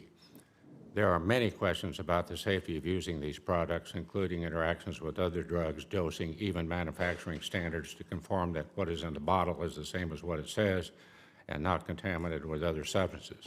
I have a personal interest in this, and that I don't know why I'm bringing this up, but I have football knees. My wife insists that this little bottle of CBD stuff, that if you can put that on your knees, it's going to work. It doesn't. Well, at least for me it does. But this is being used for everything. I'm not going to I was going to mention Bob Casey, myself, and then you, sir, with the possibility of growth of hair. But I mean, this is Yes, sir. This is ridiculous. This is the last thing since Hadacol, and that really dates me way back in the day when that was being a product going across state lines. So I know you have started a process to develop a framework for how these products might continue to be marketed, but understand that farmers really want to get into this crop because it is a positive thing in terms of price recovery. Senator, I think you've described very well the balance that's needed here. As you know from manufacturers' survey, a significant proportion of Americans are using these products, and a significant proportion of Americans who are using the products think that they're already judged to be safe and effective by FDA when they're not. So I think there are unanswered questions that need to be filled in by data and science and research. I also know that there are signals that CBD, for example, can be an effective medical product, and I think we have to have a clear and transparent framework for assessing them, certainly on the medical product side. Let me know. Thank you, sir. Senator Smith. Thank you. Thank you, Dr. Hahn, and thank you very much for coming in and speaking with me the other day, and thanks also to your family for being here. You know, you said a couple of times, if I were fortunate enough to be confirmed. And I have to say, thinking about this job in the world we live in right now, I don't know if I would go right to fortunate. I think this looks like a really hard job to me. And, you know, I also think that in this job, you really are going to be between a rock and a hard place. You've said quite a few times, and I believe you, that you are a physician and a scientist ruled by the science and data and the law. And yet, colleagues on both sides of the aisle have acknowledged that in many circumstances, there are pressures, political influence, I would say, that's going to be brought to bear on you. And so I have to ask you, there's an open question here. I want to just go back to something that Senator Murray was asking you about earlier and ask you whether you can say yes or no, whether you would commit to finalizing the administration's proposal to clear the market of unauthorized flavored e-cigarettes. Senator, as I mentioned before, I am aware that the final compliance policy is being considered, and I just can't prejudge that decision at this point. I'm not involved in that decision. I don't have the data. But Senator, I want to stress to you how important I think this issue is, and again say to you that throughout my career, as you probably know from my record, I've been put in situations where I've found myself in positions of leadership where making tough calls needs to be done that aren't popular, that aren't being made in the best interest of Steve Hahn, but in the best interest of the people that I'm helping, the patients. And yeah. Senator, I can promise you that I will follow that. And would you agree that as head of the FDA that you would have the authority to advance that rule, to finalize that rule? Senator, I'm always hesitant to opine on the law and regulation without having all the facts. I'm pretty sure you'd have the authority. We could all check that, but I'm pretty sure you would. And let me just ask you, are you aware of, or can you imagine evidence on the other side that these candy-flavored e-cigarettes don't contribute to youth addiction to nicotine, and that that's actually there? Are you aware of any evidence on the other side? I am not aware of any evidence on the other side, Senator. Nor am I. Dr. Hahn, let me ask you something else. When we met earlier also, as we were talking about the importance of following the science and the data and the evidence, we have this issue with the rising price of prescription drugs, and the FDA has been under pressure to expedite the review and approval of generic drugs. And as the FDA has approved more generic drugs, and as more generic drugs have come to market, there's been some consequences to this. And one is these drugs that are manufactured overseas. And companies are reportedly falsifying data and failing to comply with good manufacturing practices. And all of this can lead to very adverse outcomes for patients. So let me ask you, how would you see following the science and the data to make sure that these record approvals don't place the public health at risk? Senator, this is of critical importance to the American people, as you've outlined. We must ensure that the products that are approved by FDA are safe and efficacious, and we must ensure that good manufacturing procedures are followed by industry. Part of this is enforcement. I'm very interested also in looking what technical assistance FDA can provide to manufacturers. I'm very interested in advanced manufacturing techniques and the processes that are used in other industries, and actually how some of that can occur here in the United States. Thank you. Well, I think I agree. I think this is a very important problem. Another issue I'd like to quickly raise with you, in March of 2020, the FDA will begin regulating insulin products as biologics rather than drugs. Many of my colleagues have talked about the importance of great concern about the price of insulin. And this should help bring lower cost insulin products to the market. But there's this issue, which is that pending insulin applications that might not be approved by this deadline in 2020, and if nothing is done to address this cliff, then these pending insulin applications would have to be withdrawn as the transition is made to regulating insulin as biologics. And Americans could easily be required to wait even longer for these medicines to come to the market. So Senators Durbin and Kramer and I have a bill that would address this insulin cliff, and I'd just like to ask if you should be so fortunate to be confirmed, whether you would be willing to work with us on this, what could be a big problem. Absolutely, Senator Smith. This could be a big problem. Our diabetic patients need this life-saving therapy, so I do commit to work with you. Thank you very much. Thank you, Mr. Chair. Thank you, Senator Smith. Senator Murkowski. Thank you, Mr. Chairman. And Dr. Hahn, thank you for the opportunity to visit with you about so many of these issues. Thank you for the very, I think, clear and open answers you have shared with the committee members today on a whole range of issues. I want to add my voice to that of so many on the committee that have expressed the concern of what we are seeing with rising levels of nicotine addiction through e-cigs, through the vaping products, just the dangers that we know with kids and nicotine, the fact that we are absolutely going the wrong way when it comes to nicotine addiction. After making the turn, if you will, on that trend, and now to see where we are is not only alarming, it's frightening. And so knowing that you will do everything within your authorities, should you be confirmed, which I certainly assume you will have my support, but to make sure that we are taking off the table these products that are designed to entice young people. And as they do so, they are addicting our young people. So every effort that you make on that, I so appreciate.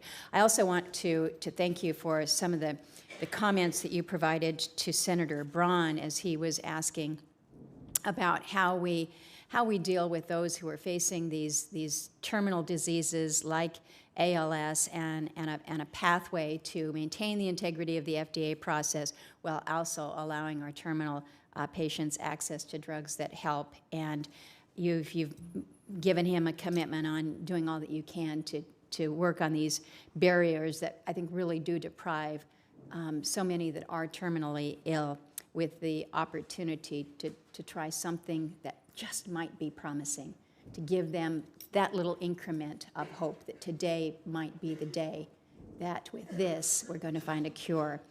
In that vein, one of the things that I have learned from all of my interactions with the ALS advocates is that partner or patient partnership is really essential to move forward in the research. And your predecessor had committed to the ALS community in meetings with patients that he would have patients in every investigational new drug meeting. I think that making that kind of a commitment is important. I think that it's important that at these meetings, the question be asked, who here is the patient at the table, to ensure that those patient voices are heard throughout the trial process. So I would ask that you would make that same commitment with that focus towards the patients. Senator, I commit with you very much to including the patient voice in the decisions that FDA makes. You know, as a cancer provider, we make so much better decisions when the patient's perspective is included in those decisions. So They know more than They do. anyone. They and their families. I appreciate that. When we visited, I shared with you that most of my colleagues would talk about drug pricing and much of this, but I want to talk about the food side. As Senator Baldwin said, the food side for her included dairy. The food side for me is seafood. And we talked about the seafood guidance. Back in 2014, FDA published this study on the net effects of seafood consumption for pregnant and for nursing women. But yet the FDA's seafood consumption advice doesn't reflect this, contrary to the government's own finding. Effectively, FDA relied not on their own research, but on EPA's mercury reference dose, which is a toxicology standard that ignores the benefits of seafood, in my view, and measures risks in isolation. So I have been pushing on this, as you know, to get the FDA to correct this, to reflect the FDA's own science instead of the EPA mercury data. So I would like to know from you whether you are willing to put some focus and energy into ensuring that effectively the FDA follows its own guidance here, its own science in making sure that we do not send conflicting or confusing messages or signals to those pregnant women and to children when it comes to proper seafood advisory and guidance. Senator, I promise focus and energy, and I also want to thank you. I enjoyed that discussion very much and had a very great discussion with my pregnant daughter about the brain food associated with seafood, so thank you. Well, I don't want to throw out statistics out here, but an average 7.7% point increase in IQ for babies whose moms ate seafood during pregnancy. You want a smart baby? Eat that seafood now, and in good quantities there. So, and then finally, I wanted to raise also with you the issue that we face with genetically engineered salmon. FDA approved for human consumption back in 2015 through the new animal drug process, a process that's intended to regulate things like veterinary medicine and livestock animals. This is the first genetically engineered animal approved by the FDA for human consumption. We're in completely new territory here.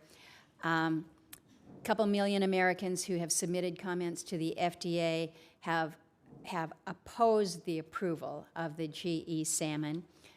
We've kind of lost on that, but what we have argued for is that there be strong and consistent and clear labeling requirements. So I'm asking whether you will agree to work towards establishing a regulatory system outside of the new animal drug approval process that's appropriate for approving genetically engineered animals for human consumption.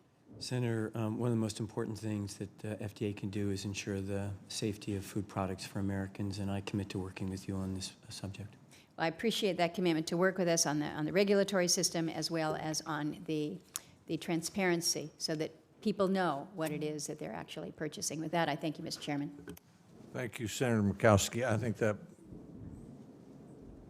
boils down to pregnant women should eat seafood, but not genetically modified seafood. Is that what? Well said. It took me 2 minutes to That's say Senator that. Murkowski's point of view. Senator, thank you, Senator Murkowski. Senator Kane. Thank you, Mr. Chair. Dr. Hahn, great visiting with you the other day. You have big shoes to fill. I was a big fan of your predecessor, Scott Gottlieb, who I voted for, and I was really impressed with the work he was doing. And one of the things that impressed me, and it's been raised in the hearing, so we don't need to go into it, but he was very proactive in looking at non-opioid-based strategies for dealing with pain management.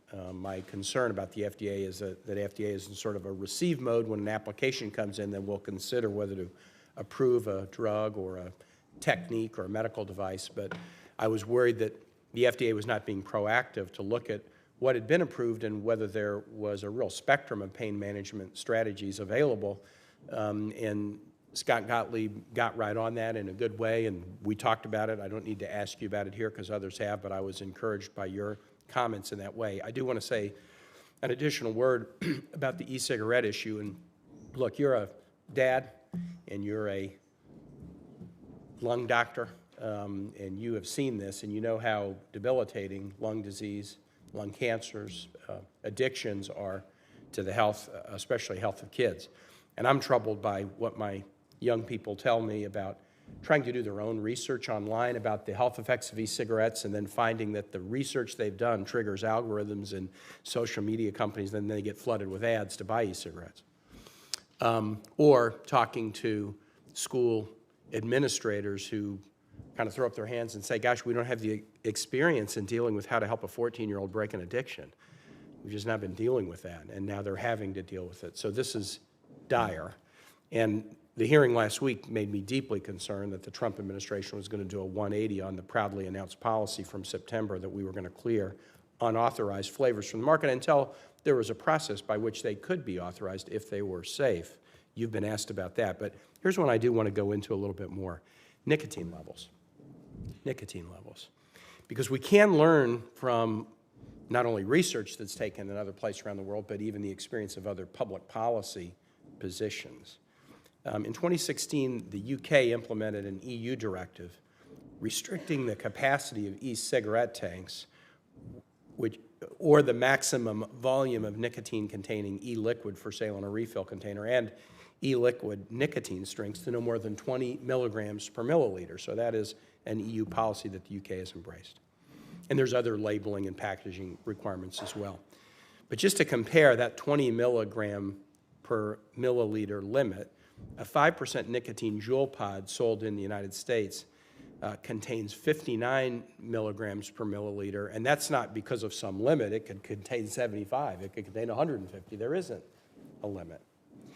The UK and EU have not seen the youth epidemic, and they have not seen the vaping linked to illnesses to the extent that we have. I think I couldn't say that they've not seen any challenges, but they've not seen them to the extent that we have. And since nicotine is one of the most addictive substances there is, I think there's strong suggestion that the nicotine limitation that they put in place is one of the reasons that they may not have seen some of the problems that we're seeing. As Senator Alexander mentioned in response to testimony or his questions last week, the head of the program at the FDA indicates the FDA currently does have the authority to promulgate regulations setting standards for nicotine yields and other characteristics of the e-cigarette devices. You've pledged here to focus on the science and go where the science goes. I would like your commitment to look at the science around nicotine levels and to consider whether limitations on nicotine to protect the public health are part of a comprehensive strategy that we should be embracing as we deal with this epidemic. Senator, you have my 100% commitment to look at the science and data on the subject of nicotine levels. As we discussed, there's a lot of great research going on in this area, and I think where the data and science take us, we should go. Thank you so much for that commitment. I have one more topic. We have a very unusual, to my way of thinking, a very unusual problem in this country that's getting more and more attention, and it deals with maternal health. Our maternal mortality statistics, death of moms while they're pregnant or during the first year of a child's life, are bizarre when compared with other nations, given that we have wealth and that we have some of the best medical institutions and some of the best medical professionals.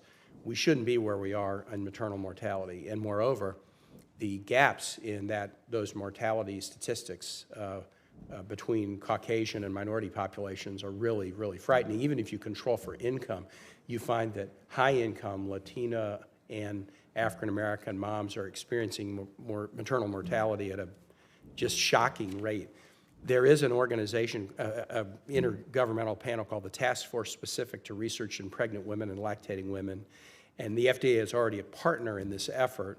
Will you commit to continuing the FDA playing the role that it can in helping us solve this problem? I commit. This is a terrible, and I agree, heartbreaking problem, and I commit to that. Thank you very much. Thanks, Mr. Chair. Thank you, Senator Kane. Senator Baldwin. Thank you, Mr. Chairman. Thank you for allowing a second round of questions. Dr. Hahn, you were asked by both Democrats and Republicans this morning about your ability to stand up to potentially the president in view of his reversal on policy related to flavored vaping products, your ability to stand up to powerful corporate interests who are going to be lobbying and cajoling around their bottom line and hope for profits. I know it's hard to answer a hypothetical about how you would pursue and advocate for children's health over these other interests. Can you describe an instance in your past management experience where you've had to stand up to a directive that you think is wrong and push for a data and science-based approach?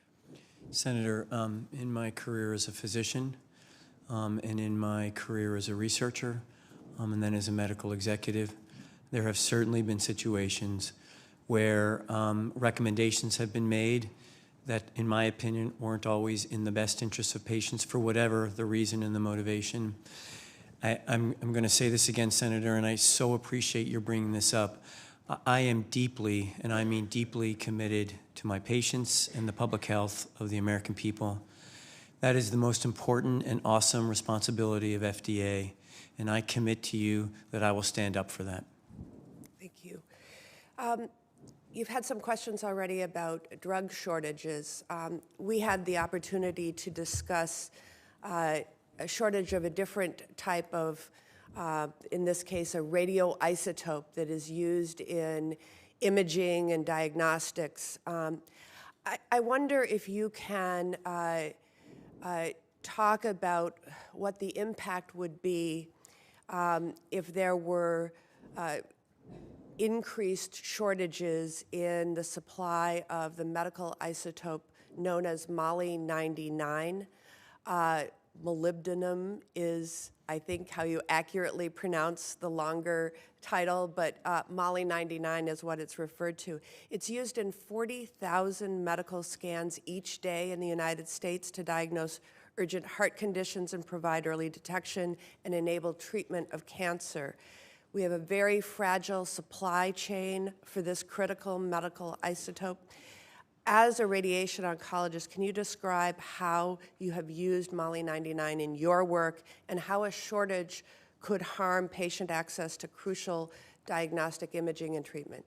Senator, thank you for that question. You're right, as a radiation oncologist, as an oncologist in general, this is an important compound, technetium. My personal practice experience has been on the imaging side of this. And it's very interesting you bring that up because I have been in clinical situations where we've had to delay diagnostic tests because of a shortage of technetium. So it's critically important for decision-making on the diagnostic side. I loved having the conversation with you about maybe the pragmatic way of approaching this, the great research that was going on at the University of Wisconsin to help solve this problem, and I look forward to addressing these issues in a proactive manner. Thank you. Lastly, we've had a lot of discussions about the high price of many prescription drugs that are life-saving or life-extending in nature. So, Dr. Hahn, do you believe that drug companies are setting prices too high? Senator, I don't spend a lot of time on the price side as an oncologist. What I can tell you is that rarely a day goes by where this isn't an issue that is addressed by patients. But also, in an academic institution, the pressure on the prices of drugs is substantial. I mean, it's an urgent issue, and the American people want us to act on this. So I think there's some actions that FDA can do, particularly in an indirect way of stimulating innovation and competition. I am very interested in those because I think that's important to the American people. And ultimately, this gets to an access issue, and sometimes an access issue for our most underserved, and we have to address that. The President has signaled a degree of support for importation. Do you believe that we should move forward with a plan to allow the safe importation of prescription drugs? Senator, this gets back again to the issue of data and science. The FDA's role in this, as you know, Senator, is to assess the safety and security of the nation's drug supply, which is the best, safest, and most secure in the world, and something we're all proud of. I look forward to looking at the data associated with that and giving that information to the Secretary who's responsible for certifying to Congress. I am open to all science and data that could potentially support that as a solution. Thank you. Thank you. Thank you, Mr. Chairman. Thank you, Senator Baldwin. Senator Jones is trying to come back, so we're going to wait on him in the meantime. I've got a couple of areas I'd like to explore. Let me go back to the vaping issue. Assuming you're confirmed, hopefully that'll happen before the end of the year, and you'll be on the job. You'll be in the midst of the FDA will be in the midst of a review with the Center for Disease Control on why these mysterious diseases have been occurring in lungs around the country as related to e-cigarettes, and there's some evidence THC, there's some evidence of vitamin E oil, but it would seem to me that that's one area that there should be no hesitancy about the administration moving ahead rapidly to deal with. There's certainly nobody on this committee, Republican or Democrat, who doesn't want to see that problem related to e-cigarettes resolved. And second, I think it's been emphasized by many of the senators here, both Republican and Democrat, that the FDA already has the authority to take significant steps to more effectively combat the use of e-cigarettes by high schoolers and middle schoolers. Already this committee, by a vote of 20-3, has agreed to increase the tobacco buying age from 18 to 21, which should be of some help. So we're talking about teenagers, all of whom shouldn't be able to buy tobacco products at all. So I would hope that there would be some sense of urgency by the FDA under your leadership to use the authority you already have to deal with the epidemic that we have seen of young people using e-cigarettes and of the lung diseases that are occurring that are related to e-cigarettes. Now, two other areas that one is pain. You should be an expert in pain given your background. We worked through the opioids legislation here, and as I mentioned earlier, we had 70 senators with 72 proposals. It was a huge response to the epidemic, many ideas, and I did my best, and Congress ended up agreeing generally with it to resist having the federal government establish a lot of hard and fast rules that would override what states would decide or what doctors or hospitals would decide about prescribing opioid medicine. The Centers for Disease Control came out with some guidelines that many doctors and hospitals apparently found it convenient just to automatically adopt, both for acute people who had acute pain and people who had chronic pain. And that concerned me a lot because it seemed to me that in some cases, I mean, I'm sure some of your patients and I guess I shouldn't put words in your mouth, let me just ask you a question. Shouldn't, in your practice, was it true that some of your patients were prescribed opioids as a painkiller and for more than 3 days or 5 days? Absolutely, Senator. And what was the policy that you used in your leading cancer organization to deal with these? To relieve human suffering, Senator. And what would be typical of a prescription of opioids? Can you give me an example or two of how a physician might appropriately prescribe opioids that might be inconsistent with the Center for Disease Control guidelines? Senator, I can't speak to practices that would be inconsistent per se with the guidelines. What I can tell you is that most of us in oncology are using an evidence-based approach, which is a multidisciplinary, so behavioral approaches, opioids, non-opioids. Pain medicine now is a very sophisticated practice.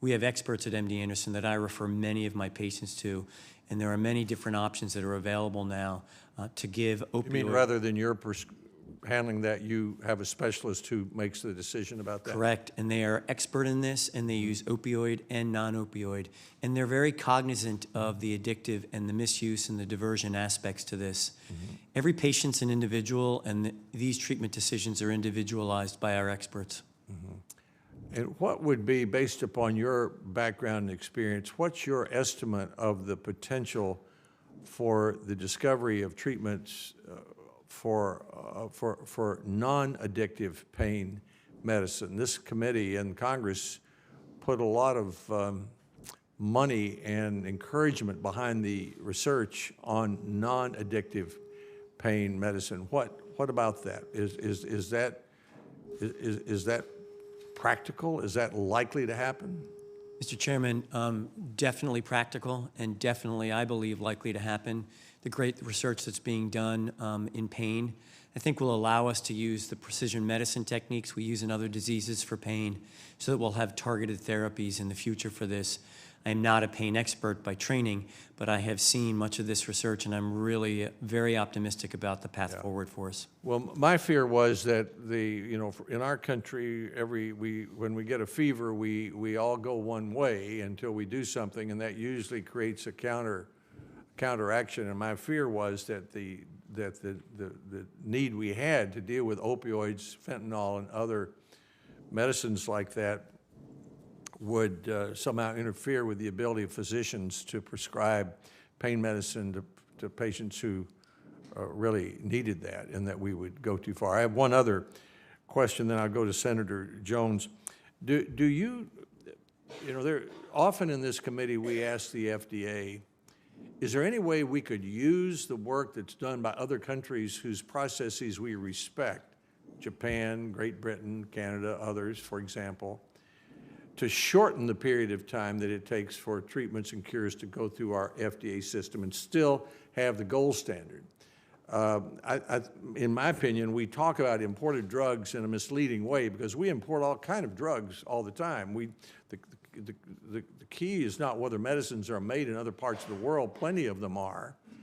But as you pointed out in your testimony, if they're manufactured anywhere, they have to have an FDA approval at the manufacturing place, and the supply chain has to be approved by the FDA. So we import that drug. But could we shorten the period of time that it takes to gain approval of a life-saving treatment or cure by taking more advantage of the work done in other countries on the same subject? Senator, I believe it is possible. I'd like to know more about this because, as you point out, we need to make sure that the gold standard's maintained, but I am open to having conversations that science and data would provide to go in that direction. Senator Jones. Thank you, Mr. Chairman. And also, I would be remiss if I didn't recognize the chairman's very skillful use of rope-a-dope to try to get me back here to ask these questions. I very much appreciate that. Dr. Hahn, thank you. Thank you for all you have done. Thank you for your willingness to serve. I've got one question, and then I want to make a comment before I close. We talked about data. You've mentioned data a whole bunch and the use of big data to help in this job, should you be confirmed. We seem to be collecting more and more data in everything we do these days. I think that FDA's made great strides in that, but from your perspective, how can the use of big data, where do you see that going, and how can it help us and then help the job of the FDA getting drugs to market quicker, getting the appropriate drugs to market? How's that going to help you? Senator, thank you for that question. I'm incredibly enthusiastic about the big data efforts that are going around the country. As we discussed, many places, including in your home state, are looking at these approaches to actually help patients. I believe there's great value there. We need expertise at the FDA, if I'm fortunate enough to be confirmed, and we need the advanced data analytics to let us do that. I think there is a balance, as you described. Make sure that the data are accurate, that there's a lot of fidelity around them, but that let's try to use those to expedite the processes to get innovative products in the hands of Americans. I'm enthusiastic about that, sir. Great. Well, thank you for that. I'm going to forgo some of the other questions I've got on biosimilars and others, and I may submit them for the record. But I feel compelled to make a comment, Dr. Hahn, because I was very impressed with you. I told you that. Your enthusiasm for this job is very infectious sometimes, and I appreciate that, and I appreciate all you've done in your career. But I will tell you that I was less than happy with many of the answers you gave to members of this committee with regard to vaping and the potential ban on flavored e-cigarettes and those things. I thought that was I just don't think that was you. I think it was prep from handlers that kept going back to science and data. Well, I think you could tell from the questions of so many senators, that is one of the biggest issues that the United States Senate and the Congress is facing right now. It is at the top of our agenda. It is with this committee. We want to see something happen. From where I sit, the data is in, the evidence is in, and it is really strong. You're a lung cancer doctor. You have been in this position before, and I'm really concerned that the administration has prepped you in a way that is not you. To give you an out to dodge and bob and weave a little bit. And I'm just being candid with you, sir. I thought if you're basing things on evidence and science, I think that's great. You should be doing that. But it seems pretty clear to me. And I think the administration's pullback on this right now is not a good thing for the health of young people and the health of Americans. I think we have seen it before, though. I think we've seen the pullback on potential issues concerning gun violence that the administration said that they would support following mass shootings and the killing of a lot of Americans. And then all of a sudden, when lobbyists and people get to them, they seem to pull back. Instead of finding common sense, the courage to do things actually goes out the window. This is going to require some courage. This is a big industry out there who's got a lot of money invested, and it's going to require some courage to pull back and say, you are damaging the health of so many children in this country, much less adults. You're damaging that, and I think you know that. And I think the question becomes not how we go about banning these. It's just a question of, the question is how we go about doing it. It's not a question of if we go about doing it. So I'm going to submit another question for the record, sir. And that question is simply going to be to get you to review your answers and ask you to give a more thoughtful and opinionated personal opinion, not about the details of a rule, but about whether or not that this opinion, that what the administration has pulled back now is right or wrong, and whether or not these flavors should be banned right now in order to protect the health of our children and the health of many Americans. And I'm not asking for a comment or an answer now, but given what I thought was a really good meeting with you and my wanting to support this, I just felt compelled to tell you how disappointed I was in the answers to at least 5 or 6 senators and maybe more. So with that, thank you for being here. Thank you for your willingness to serve. And Mr. Chairman, thank you very much for giving me the opportunity to scoot back from those votes. Thank you, Senator Jones. Dr. Hahn, I think we'll wrap up the hearing. This has been, from my point of view, a very good exchange of views. You can see we have 23 members of very different points of view here on this committee. We don't agree on everything, but we work pretty hard to find those things that we do agree on. And I would encourage you, if you're confirmed, which I believe you will be, to work with both the Democratic and Republican members of the committee to look for areas of agreement. I, too, am concerned about the vaping epidemic among high school students and middle school students.